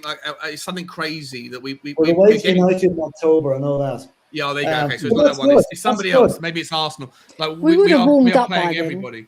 Yeah, but we literally, if we can get through the September, August, and September, October, if we can get through that in a good, healthy position, like 3rd or 4th in the league, then the sky's the limit. Because second half of the season, everybody that we play that's tough, we play at home. Yeah, I've got the September fixtures here. We're home to Fulham. Yeah, away to Man City, home to Leicester. Then in October, we're away to Arsenal, away to Brighton, and then home to Everton. And then we're away to Man United, home to Newcastle, away to Bournemouth. And then the last 2 games before the break. It's not too bad. So we will have played. So by the end of October, we have played West Ham away, we played Man City away, Man United away, Chelsea away, Arsenal away. Yeah. The only team I think we haven't played away by then is Liverpool. That's crazy. Yeah. It's a crazy hard, fast start. Yeah, it is. It's going to test us. For me personally, I think we'll beat West Ham, Southampton. I think we'll get a draw at Chelsea. I can't see us losing there, but I think we might pick up a point. I can see us beating Wolves and Nottingham Forest, and I can see us beating West Ham. So that's 13. 13 points. And I personally think, now this is just me, I'm probably being deluded, as I normally am. At the start of the season, I think everything's going to happen. I think we're going to be unbeaten up to when the World Cup break comes up. Ooh, that's a big one. Yeah. We were one of the last unbeaten teams last season. Bad as Nuno was. Yeah. Right up until we played Crystal Palace. Well, I get them up here for you. I mean, I don't know if it's come up there. Has it? Hang on, let me share it. There we go. I mean, that's the. Can you get rid of that comment? Or that the black bar? So I can see. Sorry. It's okay. It's okay. There you go. Perfect. It didn't matter anyway. Okay, so I'll accept the cookies. We're away to Man City on the 10th of September. Yeah. We're home to Leicester. We're away to Arsenal. We're away. We're away to Brighton. We're at home to Everton. Yeah. Then we're away to United on the 19th of October. Home to Newcastle, and away to Bournemouth. Yeah. We have to play them sometime. So what the hell, you know? Yeah. And get them out the way early. Then we're home Liverpool to on the 5th of November at home. That's going to be bonfire night. That'll be a good place to burn them down. Yeah, and then the last game before the World Cup is we're home to November. I think they're quite there's a good fixture list in there. I think we can 2 home games. Remain unbeaten. Nice to have 2 home games just before the World Cup. Actually, that could be a nice springboard. Yeah. Liverpool Leeds, and that actually does. I know you're short on time, Shawnee. So I'll crack on with this. This is actually. Let me remove that. Oh, it's gone. Good. I know Phillip's eager to get on with this rant, so I'm going to let him have his rant. I'm going to try this question, then I'll let him go on the World Cup. Does the World Cup throw the league wide open this season? I'll start with you, Shawnee, and then I'll end with you, Phillip, on this. But does the World Cup throw the league wide open, do you think, Sean? I wouldn't say it throws it wide open, but it's certainly an additional variable that no one can predict what will happen. Obviously, it's going to have an impact. It's going to have an impact based on injuries. I think some of the smaller teams, the teams that don't have as many international players, are going to benefit. They're going to have a nice break over the winter, and they're going to come back refreshed, and they're not going to worry about injuries. But some of the bigger teams, Tottenham included, when 70% of the squads go away to the World Cup, they're going to be A, exhausted, B, running the risk of injuries, and then depending on how quickly or otherwise those teams get dumped out of the World Cup will dictate. So I don't know if it throws it wide open. I think it closes the gap between the big teams and the smaller teams, because I think that there's less things that are going to be less potential negative outcomes for the smaller teams that have fewer players going away. And obviously the opposite for the bigger teams. But it all depends on which teams go far in the World Cup and which teams don't, and then who gets affected by that. It's definitely a massive variable, and it's an unknown. We haven't had a mid-season break in the Premier League, so it's going to be a new thing for everybody. I don't think I wouldn't go as far as to say it throws it wide open, but it's definitely a wedge. It's it's a big variable, a big contextual influence that we'll have to wait and see what happens.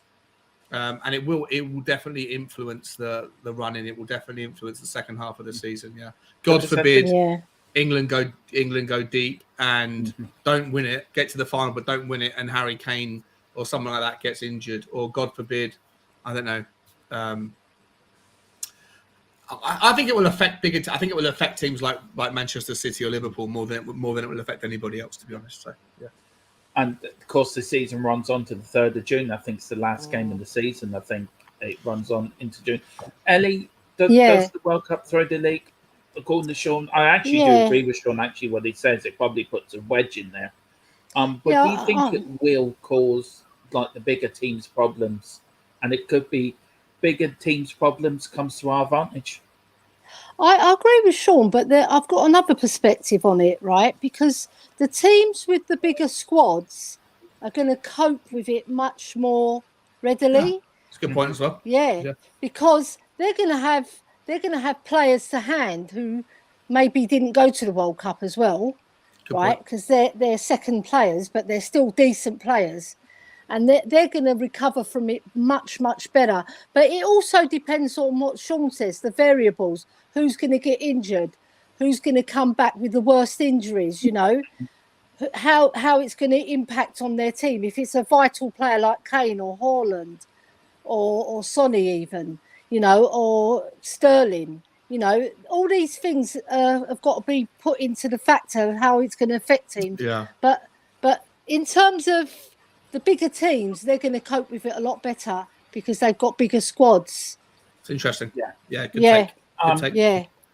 Sean, I know you have to go, sir. I've got to go. Sorry, guys. I've got in getting emails from a client of mine. They're in New York. I have to speak to them before the end of the evening. Do you want to give your channel a big plug? I don't think it needs it because you got one of the best channels on YouTube. Yes. Thanks, man. Appreciate that. Give yourself a plug, sir, and where can people find you? And what's your score prediction for Saturday? You can find me at Spurs Talk Show on Twitter, Instagram, and YouTube, but I only really ever do YouTube. I'm there on the other things, but I don't really do much on it. I really appreciate you having me on, guys. I love your channel. I love you guys. I'll always help and big you up in any way I can. And my prediction for Saturday is 2-1 Tottenham. I think it's going to be a really tight, tough game, though. And I think we're going to just about have the edge, but I don't think it's going to be a comfortable watch. I think we're going to spend a long time if we do the watch-alongs. I'll be doing a watch-along, obviously, on my channel. I don't know if you guys are doing that as well, but I think it's going to be a frustrating affair, and it's going to be a real test. But I think we'll ultimately get it done 2-1, and my goals are going to be handed to. I'm going to give one to Kulu, and I'm going to give one to I don't think it's going to be Harry Kane or Sonny this time. I think we're going to win this game through the outsiders, and just to make Elly happy, I'm going to say that Pierre-Emile Højbjerg is going to get the winner. I hope so. Well, that'll be my dream. For this one, we are doing one for the Chelsea games for the ones because for the telly it's easier for myself to watch. You're doing watch-alongs, are you? Okay, awesome. Yeah, we will be. Yeah, well, me and Mark or whoever else, if Elly wants to come in, it's something new this season, so we're going to see how it goes. But it's always a bit of fun. I find the watch-alongs are a bit of fun. Watch-alongs are fantastic, yeah. Because you end up, you're going to watch the game anyway, so you might as well watch it with your mates and watch it on YouTube. and watch it with people on YouTube. Very So. true. But big up, 100%. Shawnee. Please, everyone, go over to Spurs Talk Show. Yeah, Sean. Hit that Sean. subscription Cheers, button. Well guys. done, Cheers, Sean. Phil. Bye. Cheers, Elly. See Cheers, ya. Dermot. Love you guys. See you later. See See you you guys. later, Have a good Shawnee. weekend. Thanks See for going on. you next week. Cheers. See you, Bye. Sean. Right, there's 22 people in the house. Please hit the like button, hit the subscription button in there, and get your memberships as well if you want to. Right, go Yeah. on then, Philip. I'll give you the dates. Right, the dates now for the World Cup. We finish on the 12th to the 13th. The 13th is the last Premier League game. We resume on St Stephen's Day, which is called Ireland, and then Boxing Day over in the UK. Go on then, Philip. Your views on the World Cup. Far away. The last two World Cups, including Russia, I think just highlighted the corruption that's been permeating FIFA and UEFA. When money talks, brown envelopes rule, and I mean, having Russia was bad enough. Legitimizing Putin's regime out there by having a major world tournament there was shocking. But to put it in a place like Qatar, in November and December, as opposed to the usual June and July, that's been in the World Cup since 1930 when it started. Why did they do that? You know, why do you go to a country that is so short on, what's the word I'm looking for? There is no regard for females' rights. There's no regard for workers' rights. It's a total dictatorship. You're not allowed free speech. You're not allowed to be gay. You're not allowed to drink. And here they're having a World Cup there in the middle of a football season. It's never been done before. And the only reason I can say that World Cup is in Qatar is somebody paid huge money to somebody to get it there. And it's probably ruining the best chance Tottenham have had of winning the league is going to be disrupted by this World Cup. So let's face it, we have probably maybe 10 players in our squad that are going to be featuring that World Cup. Now, what are the odds of one of those coming home uninjured? Somebody is going to get hurt out there, right? So we could possibly be in a good position in November going into the World Cup. We come back minus, God forbid, Son and Harry Kane get injured out there. Reece breaks his leg. Pierre-Emile Højbjerg does something to his hamstring. We come back on Boxing Day with half a team, and our challenge quickly disappears down the tube. Yeah. So that is, you know, on a Tottenham basis, that's why it could be so difficult to have the season break in the middle. Whereas keep it going, we have a good chance. But it's just the fact that I just cannot understand how a country like Qatar, they said, "Oh, everything will be fine. You know, we won't impose our restrictions on fans coming in." That was when they were getting the World Cup. Now we're here. There'll be no drink allowed. Okay, if you're seen holding hands with another than your wife, they throw you in jail. What sort of place is that to have a football match or a football tournament? Oh dear, Philip, you know, you scratch your head, don't you? You rarely do scratch your head because that country should never have been given the World Cup in the first place. You're damn right. It's bribery at the worst of all bribery. And for anyone that thinks that FIFA, UEFA are not corrupt, then you're in Lulu land.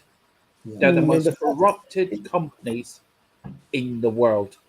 I mean, they have just somebody has pocketed an immense amount of money to allow this tournament to be staged in that country. And I'm sure I have great faith in that there are investigative journalists who are at this moment digging through evidence.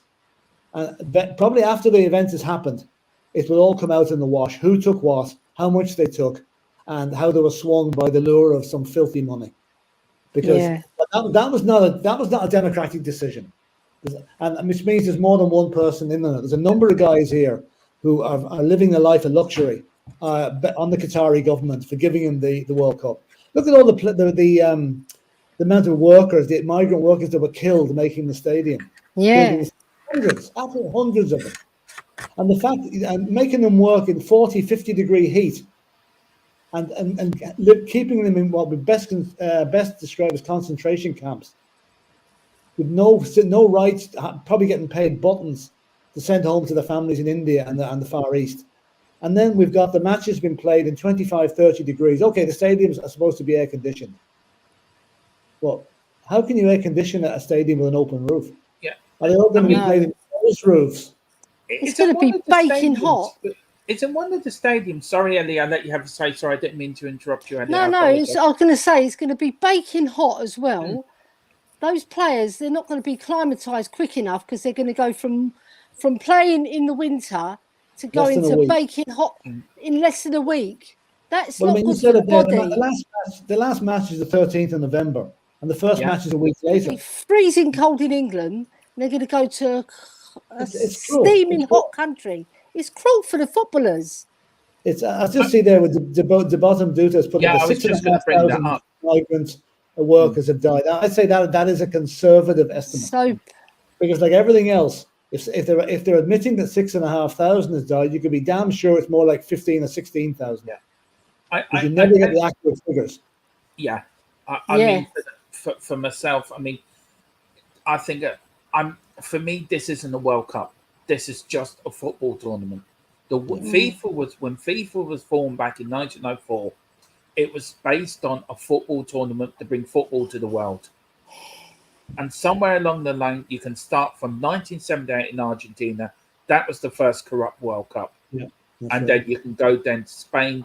Mexico, you could say was fine. Italy, America was another. You could say that was corruption as well, but probably people would disagree with that. South Africa was another one. I mean, what does FIFA do for us as world football? Feck all. What did you wait?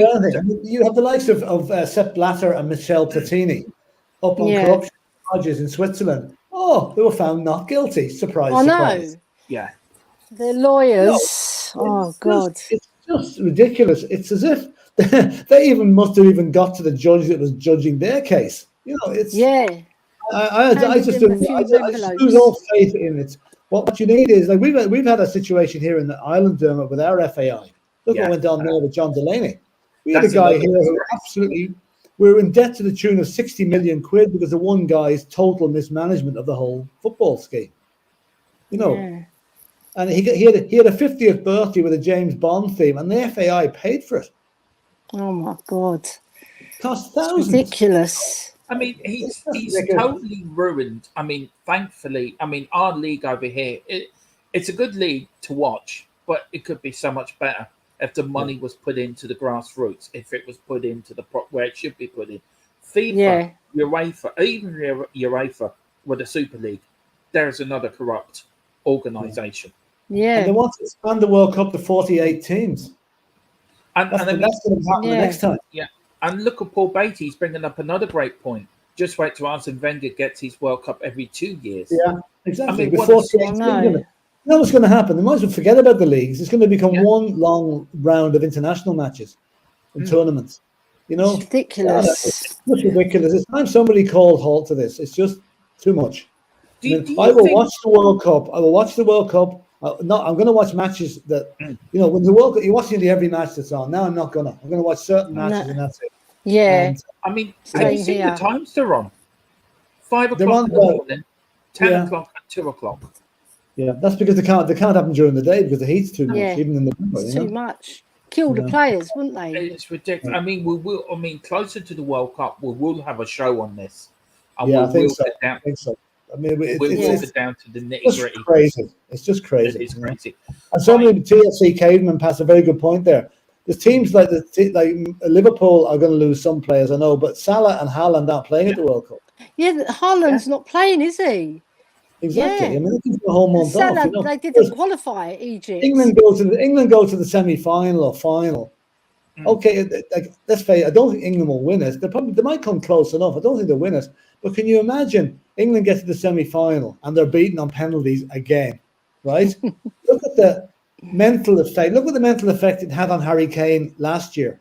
I know. We're going to have to undertake him again this year if it happens. Yeah. Same with Son if Korea go out on penalties. Same with Højbjerg. Same with any of them. So we stand to suffer. We stand to suffer as a result of this ridiculous decision to have the tournament in the middle of a season, disrupting world football entirely. I think Elly would agree with me with this. I think I think many of like you, Elly, the England fans should just send the women's side. I think you do an awful lot better than the men's side. Yeah, because I saw a lot of fellas getting interviewed, and they said they're coming to watch the women play because there's no politics in it, and they don't actually. Because Ian Wright was calling for the FA to take over grassroots women's football and run it, but I personally want some other body to run it, because then they'll run it without all this money corruption that's going to spoil the women's game as well. We don't want it to go like that, where it's all grab what you can. And like Phillip said about the World Cup, brown envelopes getting passed here, there and everywhere. You know, I think the nearest thing the England have to the women's game is they've got a woman as a manager at the moment. I tell you one thing, that she's a very good coach. I mean, she's a very good coach. Somebody was saying that she won the She won it with Holland. Swap her for Gareth Southgate because he's crap. Yeah, that's right. I know. Just give her the job. Give her the job. Did she win it with Holland? She won it with Holland. Back to back. Back to back. Yeah. Back to back. Yeah. Just to answer Caveman THFC Caveman say League One, I think the Championship, League One, League Two continue. So they continue as normal. It's only the Premier. I think the Premiership, I'm not sure, but I know League One, League Two continue and non-league as well. I'm not sure about the Championship. I don't know. Championship probably won't, because there will be players from some of the teams affected there. Yeah. So, you know. Yeah. And then William Kelly is saying 4-0. Yeah. Big up, Willie. 4-0 for the Southampton game. Probably. I'll take that. Right. I'll take that. I want to do a little quiz. Now, Phillip knows what I'm doing, because I did speak to him. Phillip, you can't go. Well, okay, I'll let you into this bit, but people in the chat, right? Only 9 Spurs managers have won trophies before, and then can Conte join that list? Can you name me, Elly, the 9 Spurs managers that have won? There's 8 managers that have won trophies, but one is still in there because of one thing. Can you name the 8? Can you name the 9 managers? Okay, that won so trophies? we got Nicholson, Venables, Birkinshaw, Ramos.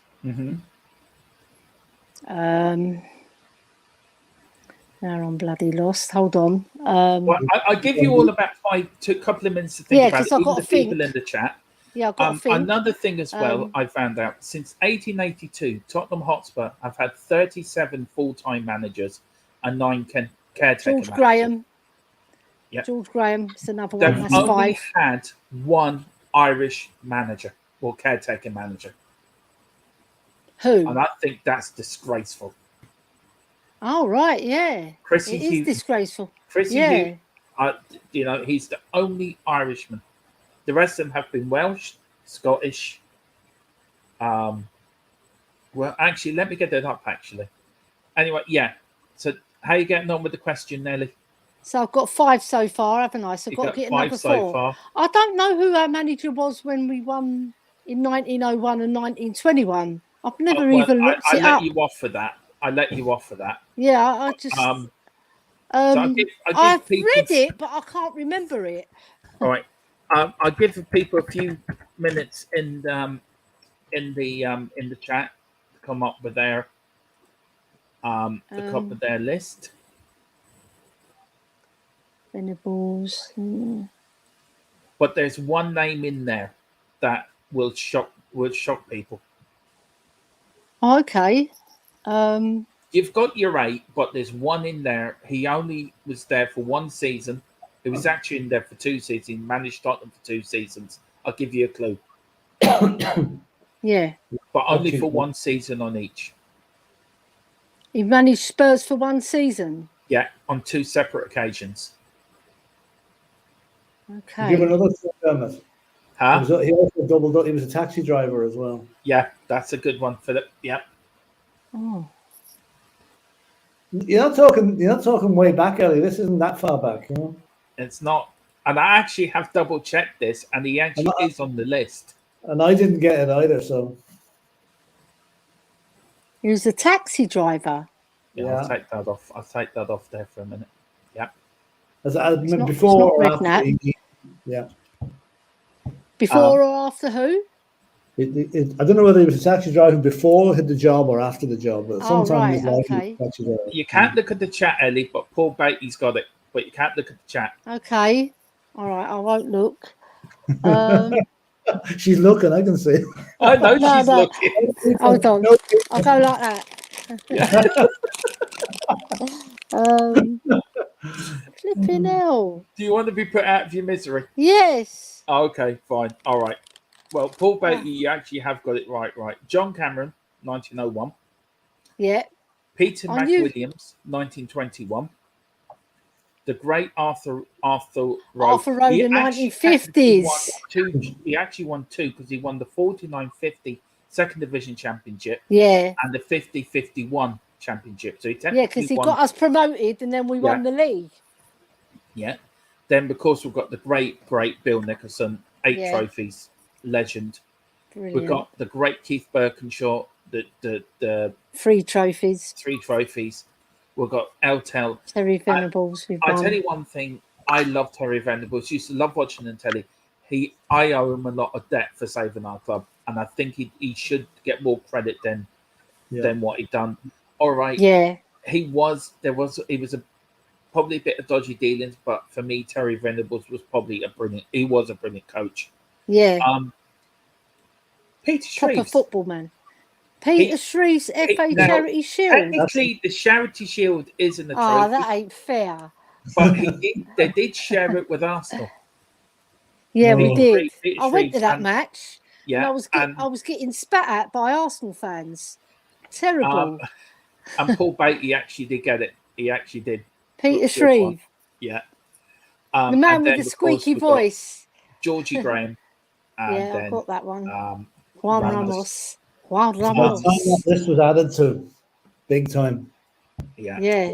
And can I just say, as you can see there, we've had every other nationality, but one John Irish Cameron manager. and Peter McWilliam. I think that's disgusting. Oops. Now, John Cameron, he's the one who won the FA Cup when we were a non-league team. No other club.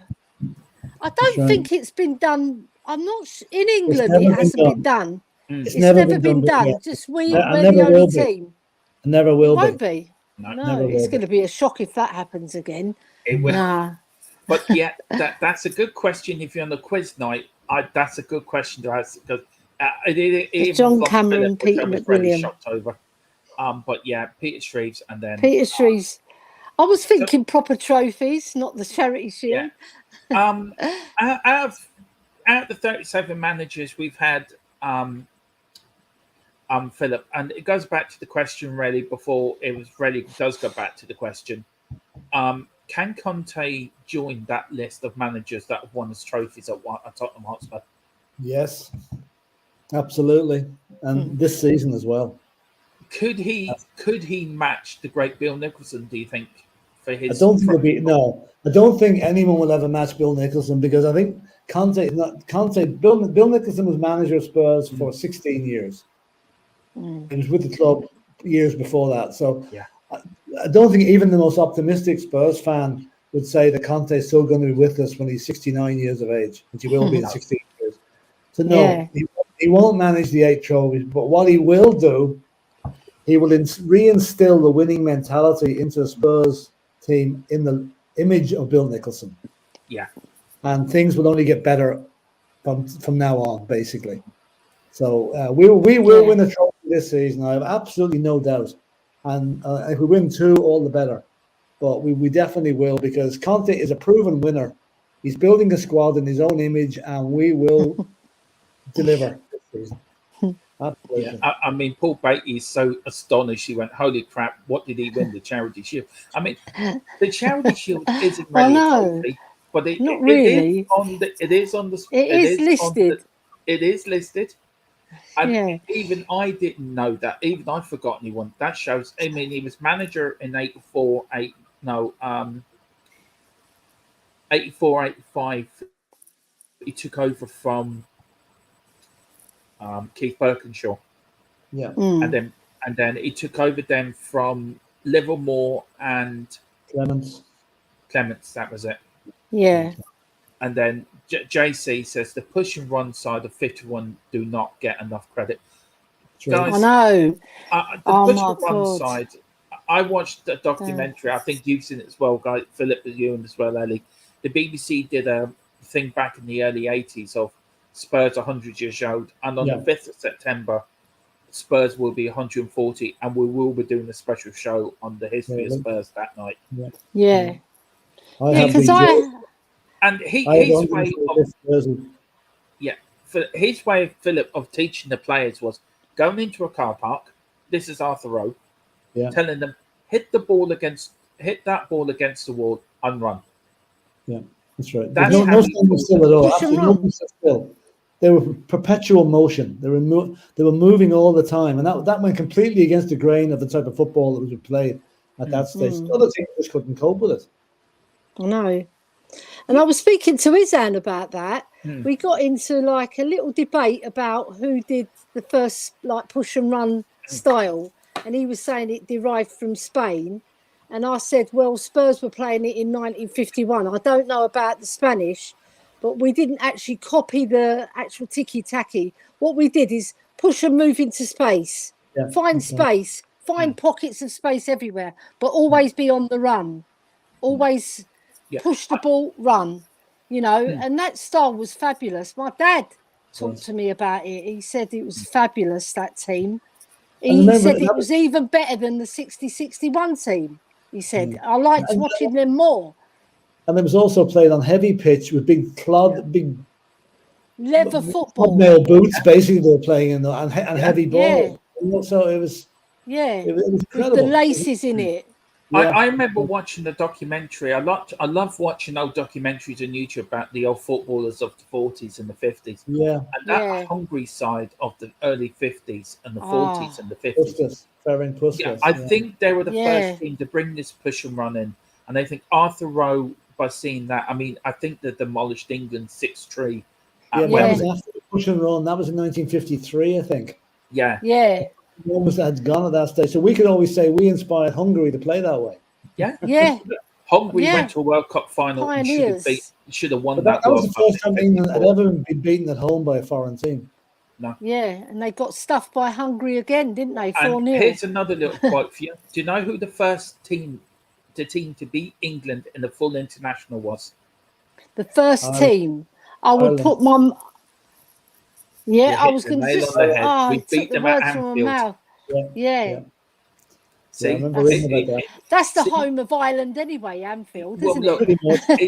It just brings to knowledge you never beat the Irish. It took you couldn't beat us for 30-something years, Elly. Come on. This Irish guy I meet down the pub a lot, he says that Wayne Rooney is 100% Irish. I don't know how he said that he's got Irish roots going back hundreds of years. He'd been playing for Ireland if he was. He's probably 50% or 30% Irish. Probably. It's in his family. He knows one them. thing I love about Jack Charlton, he actually found players from somewhere that had Irish grandparents or great grandfather. I'll tell you a good story about Jack Charlton. This is true. This is absolutely true because I talked to a publican who it happened to.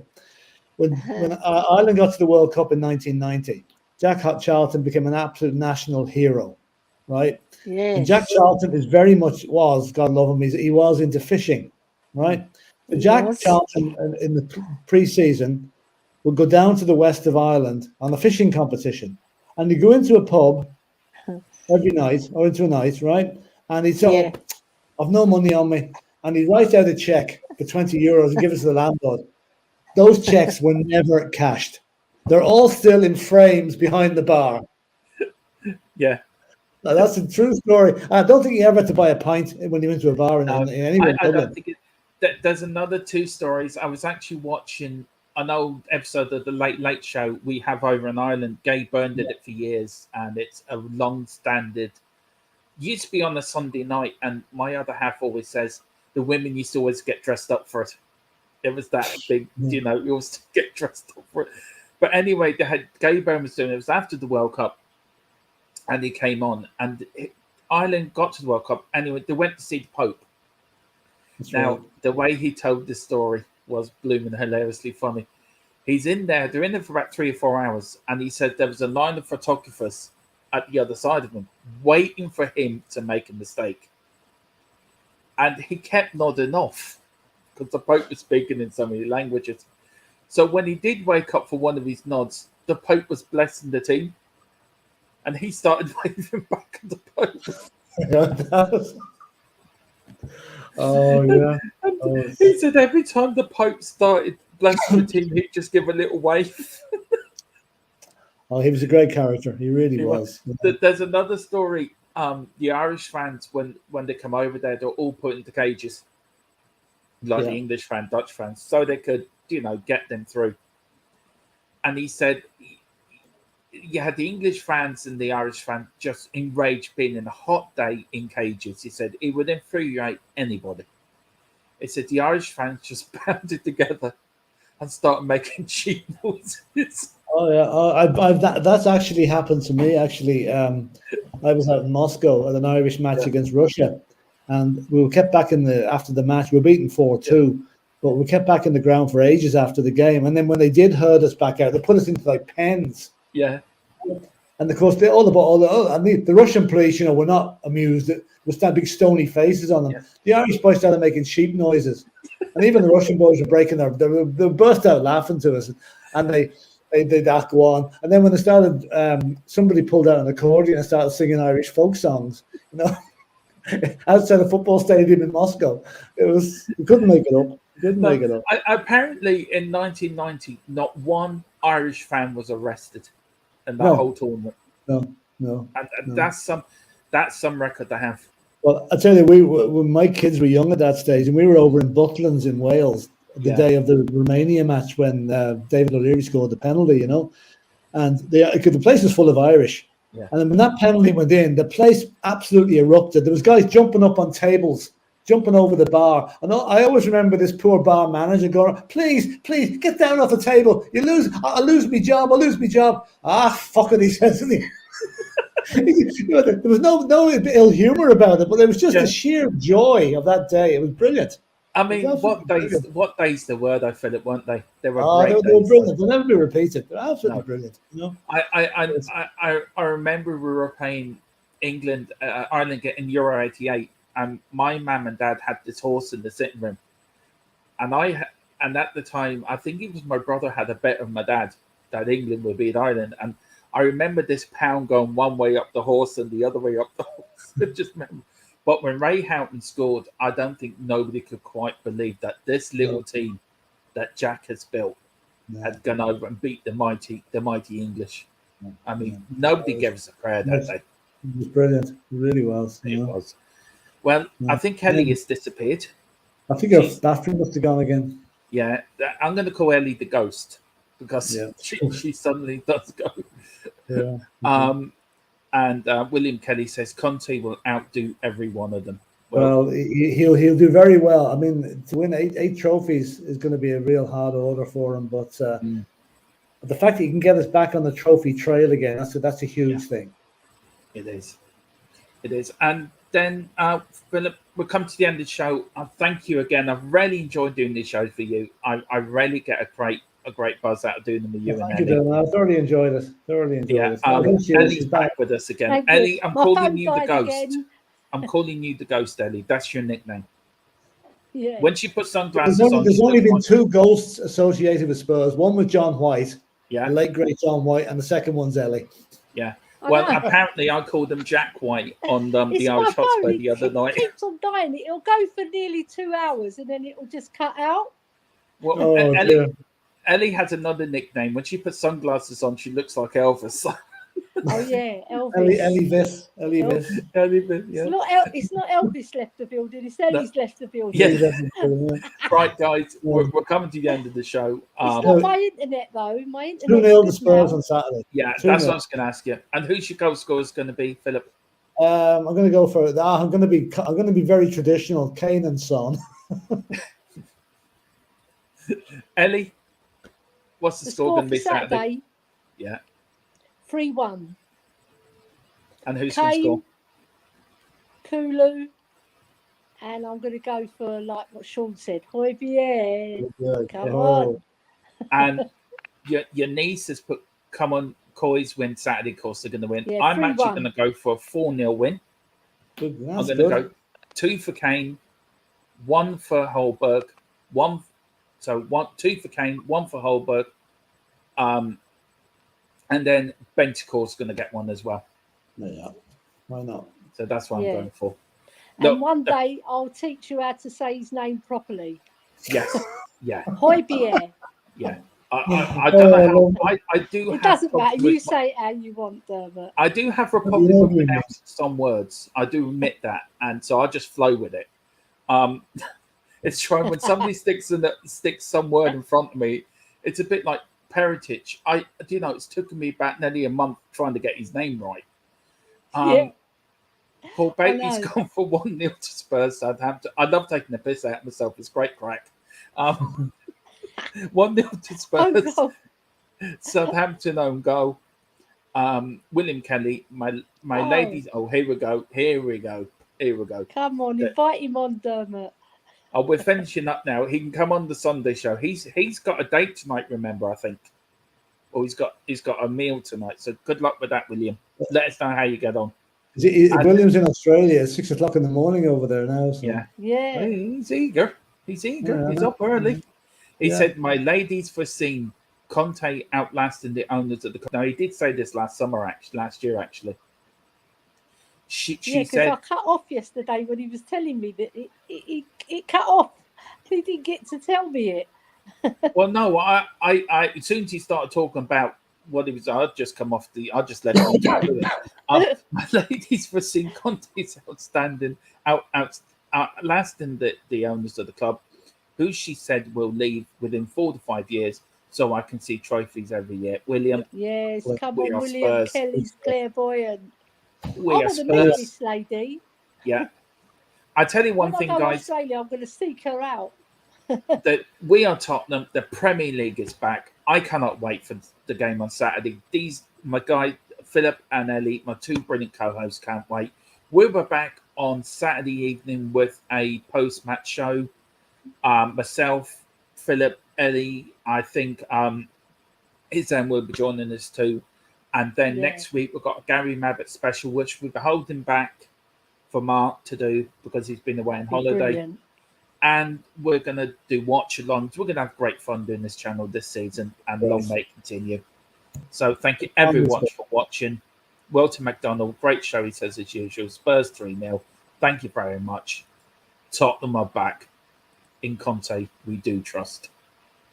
Right. Where's it? Yes. Good night. Good night. Good night, everybody.